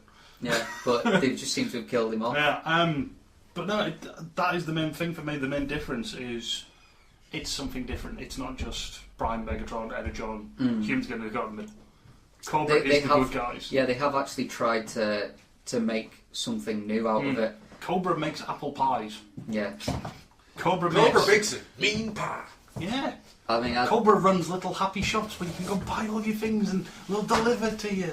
It's awesome. Yeah, Well, I think with G.I. Joe, you've got a much larger scope for doing different stories. You don't have to stick to the rigid storylines that Transformers seems to have to do. You know what I mean? Well, no, even with Transformers, you don't have to. Yeah, you've got your basis of. You don't have to, war, but they do tend to, though. If very much so. If you look into IDW, they suddenly went, well, hang on. Instead of them going, we're trapped on Earth, well, let's go, well, it's an infiltration thing. Yeah. It's very much set standards of war, and that threw such a nice new thing in there. As opposed to, I must need the power! We've got to stop him from getting the power. Fight the Autobots! Fight to Megatron! I've been you again! But run away! Till next week, I will take the power from the dam! Yeah. But do you know what I mean, though? That tends to be the general consensus for Transformers is they turn up on Earth, there's Energon, they fight over the Energon, someone gets a upper hand, someone gets upper hand, whatever. Can you think of an actual G.I. Joe main story that you know, like a standard story? Yes. Cobra tries to take over the world, Joe stops him. G.I. Joe versus Cobra, the enemy. Fight in to save the day! Well, it's just G.I. Joe versus Cobra. You can have any number of reasons for those two to be fighting. Yeah. Like I say, well, you're saying that they're making Cobra as the good guys. Yeah. That's completely different, and that's freaking genius. Well. Yeah, It's genius. absolutely. The idea that Cobra makes medicine and helps To be honest, children. I don't like the take on some of the characters. Like, Breaker is an arse, and I Yeah. want him dead. What's Commander look like? I haven't seen him properly Different. yet. I've seen a picture. I don't- of Does he talk like that? No, No. he's Ah, I think he's Starscream again, isn't he? Yeah. He's don't- basically the same voice as Starscream. The guy who does Starscream also does Cobra Commander now as well, kind of Chris Ladder-esque. Which has happened a few more times than you think, but it's kind I of don't like very the design sinister. for Cobra Commander. What does he look like? It's kind of a half mask. Oh. But we haven't seen anything of him No. properly. I mean, yet. the character may shine The actual character may shine through the design. We just haven't really seen it. They've shown a yet. preview of it, and it's like a blue suit. It's almost like the normal blue suit long jacket, but instead of the full dome, it's a half thing. And he's got like his eyes, like he's very pale and he's got a red eye sort of thing going on. Kind of Phantom of the Opera type thing. Almost, but it's still that clear. It's still, yeah. I think. What about Destro? Not shown yet, but No. Destro is freaking Clancy Brown. Clancy Brown. Kurgan. Oh, nice. Yeah. Oh, nice. Chomping. When they said in whatever episode it is, oh, Mr. McCullum makes the best toys. No, I did like the thing with like when it started, and that was kind of like, yeah, this is all kind of, it's interesting, it's quite nice. You know, I was looking for something to really kind of pop, and you know, I didn't think I was going to get it. Then all of a sudden, Snake Eyes showed up. You know what did it for me? G.I. Joe vs. Perfect Chaos from Sonic Adventure. Yes, Bio Vipers. I don't like the Bio Vipers as such. No, I don't. I thought it was pushing it a little too far. But that was fun to watch. I do like the fact that it means that Snake Eyes can go a bit apeshit mental and start slashing shit up. Yeah, that's true. All they had to do was make androids or something like that, and it would have been it would have been a bit more plausible than big piles of goo. Who's to say down the line they don't? Yeah. If they do bats, I'll be happy. Buddy. He was. What did you think of Mindbender? I didn't like him. Hate him. I didn't like him. No, not even slightly. No, he was. You know, I don't see why they had to make him younger. No. You know, and less gay. There isn't often I'm going to complain about something being less gay, but in the case of Dr. Mindbender, he needs to have that flamboyant moustache and bare chest and monocle and bare head. Yeah, he's your average background kid. So I like the Zangief looking Mindbender. Yes. See, the one that looks like he should be in a gay parade going, I feel so alive. Yeah, pretty much. I think it was when I was talking to Slick about this. She thinks that he's very headmasterish. Yes. From animated, but toned down. And I said that's why I don't like him. Because Headmaster, full go, I fucking love him because I love to hate him. Because I hate people like that. Hey, you fucking noob, I'm going to turn you. Fuck off, man. And I love to hate those people, but he's that little borderline level where it's just like, he's not over the top. Yes, because he's not over the top and cartoony, it just comes across as irritating. I can't stand him. On the flip side, we've also got the other Cobra characters, Baroness. Perfect. Yep. I was worried when I saw those pictures. I was like, she looks too young. She looks like she's 16. This is going to be crap. Yeah. Got an actual thing. Perfect. Very much so. She's cold. She's calculated. She's like, yeah, I'm going to go nuke that city to stop the bio vipers getting out. I'm not going to worry about that at all. Oh, the Joe's here. Right, hide him. Yeah, I mean the in the Joes, I did quite like Roadblock.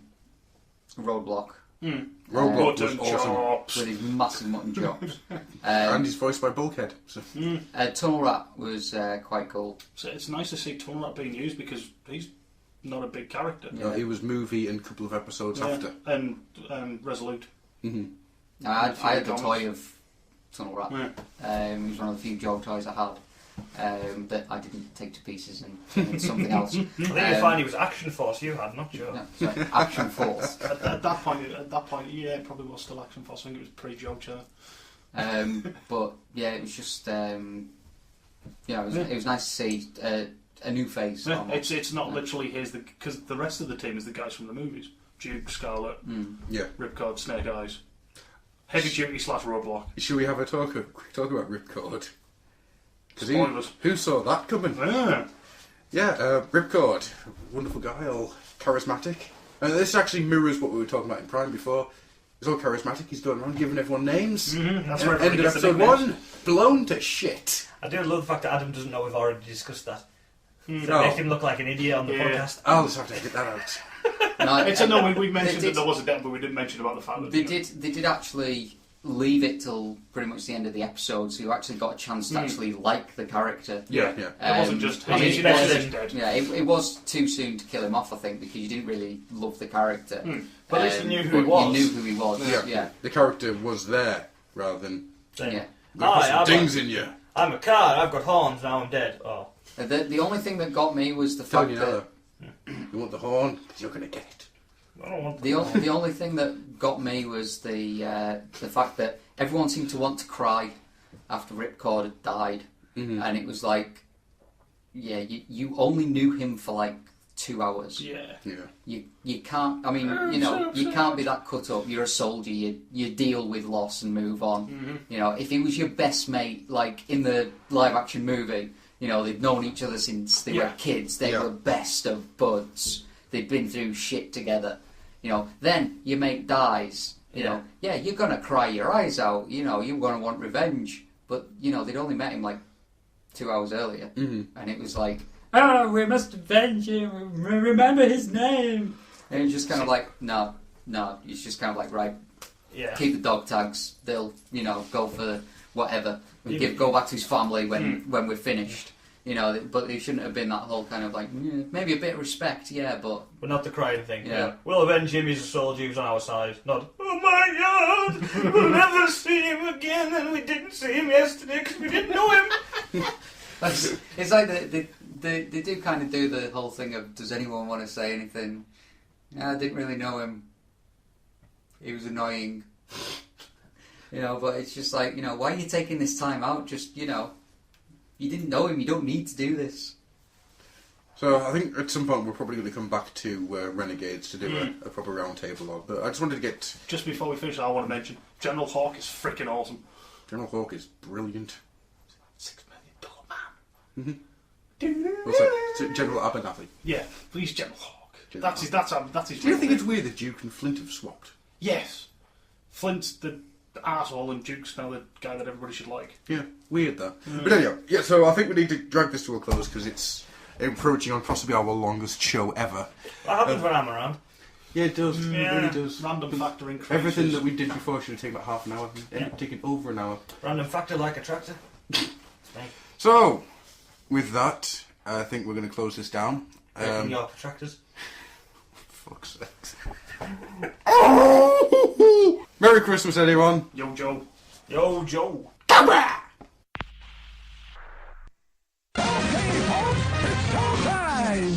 You have been listening to the Old Oil House Roundtable discussions. Come visit us at www.oldoilhouse.co.uk. Join the forums. You'll never want to remember.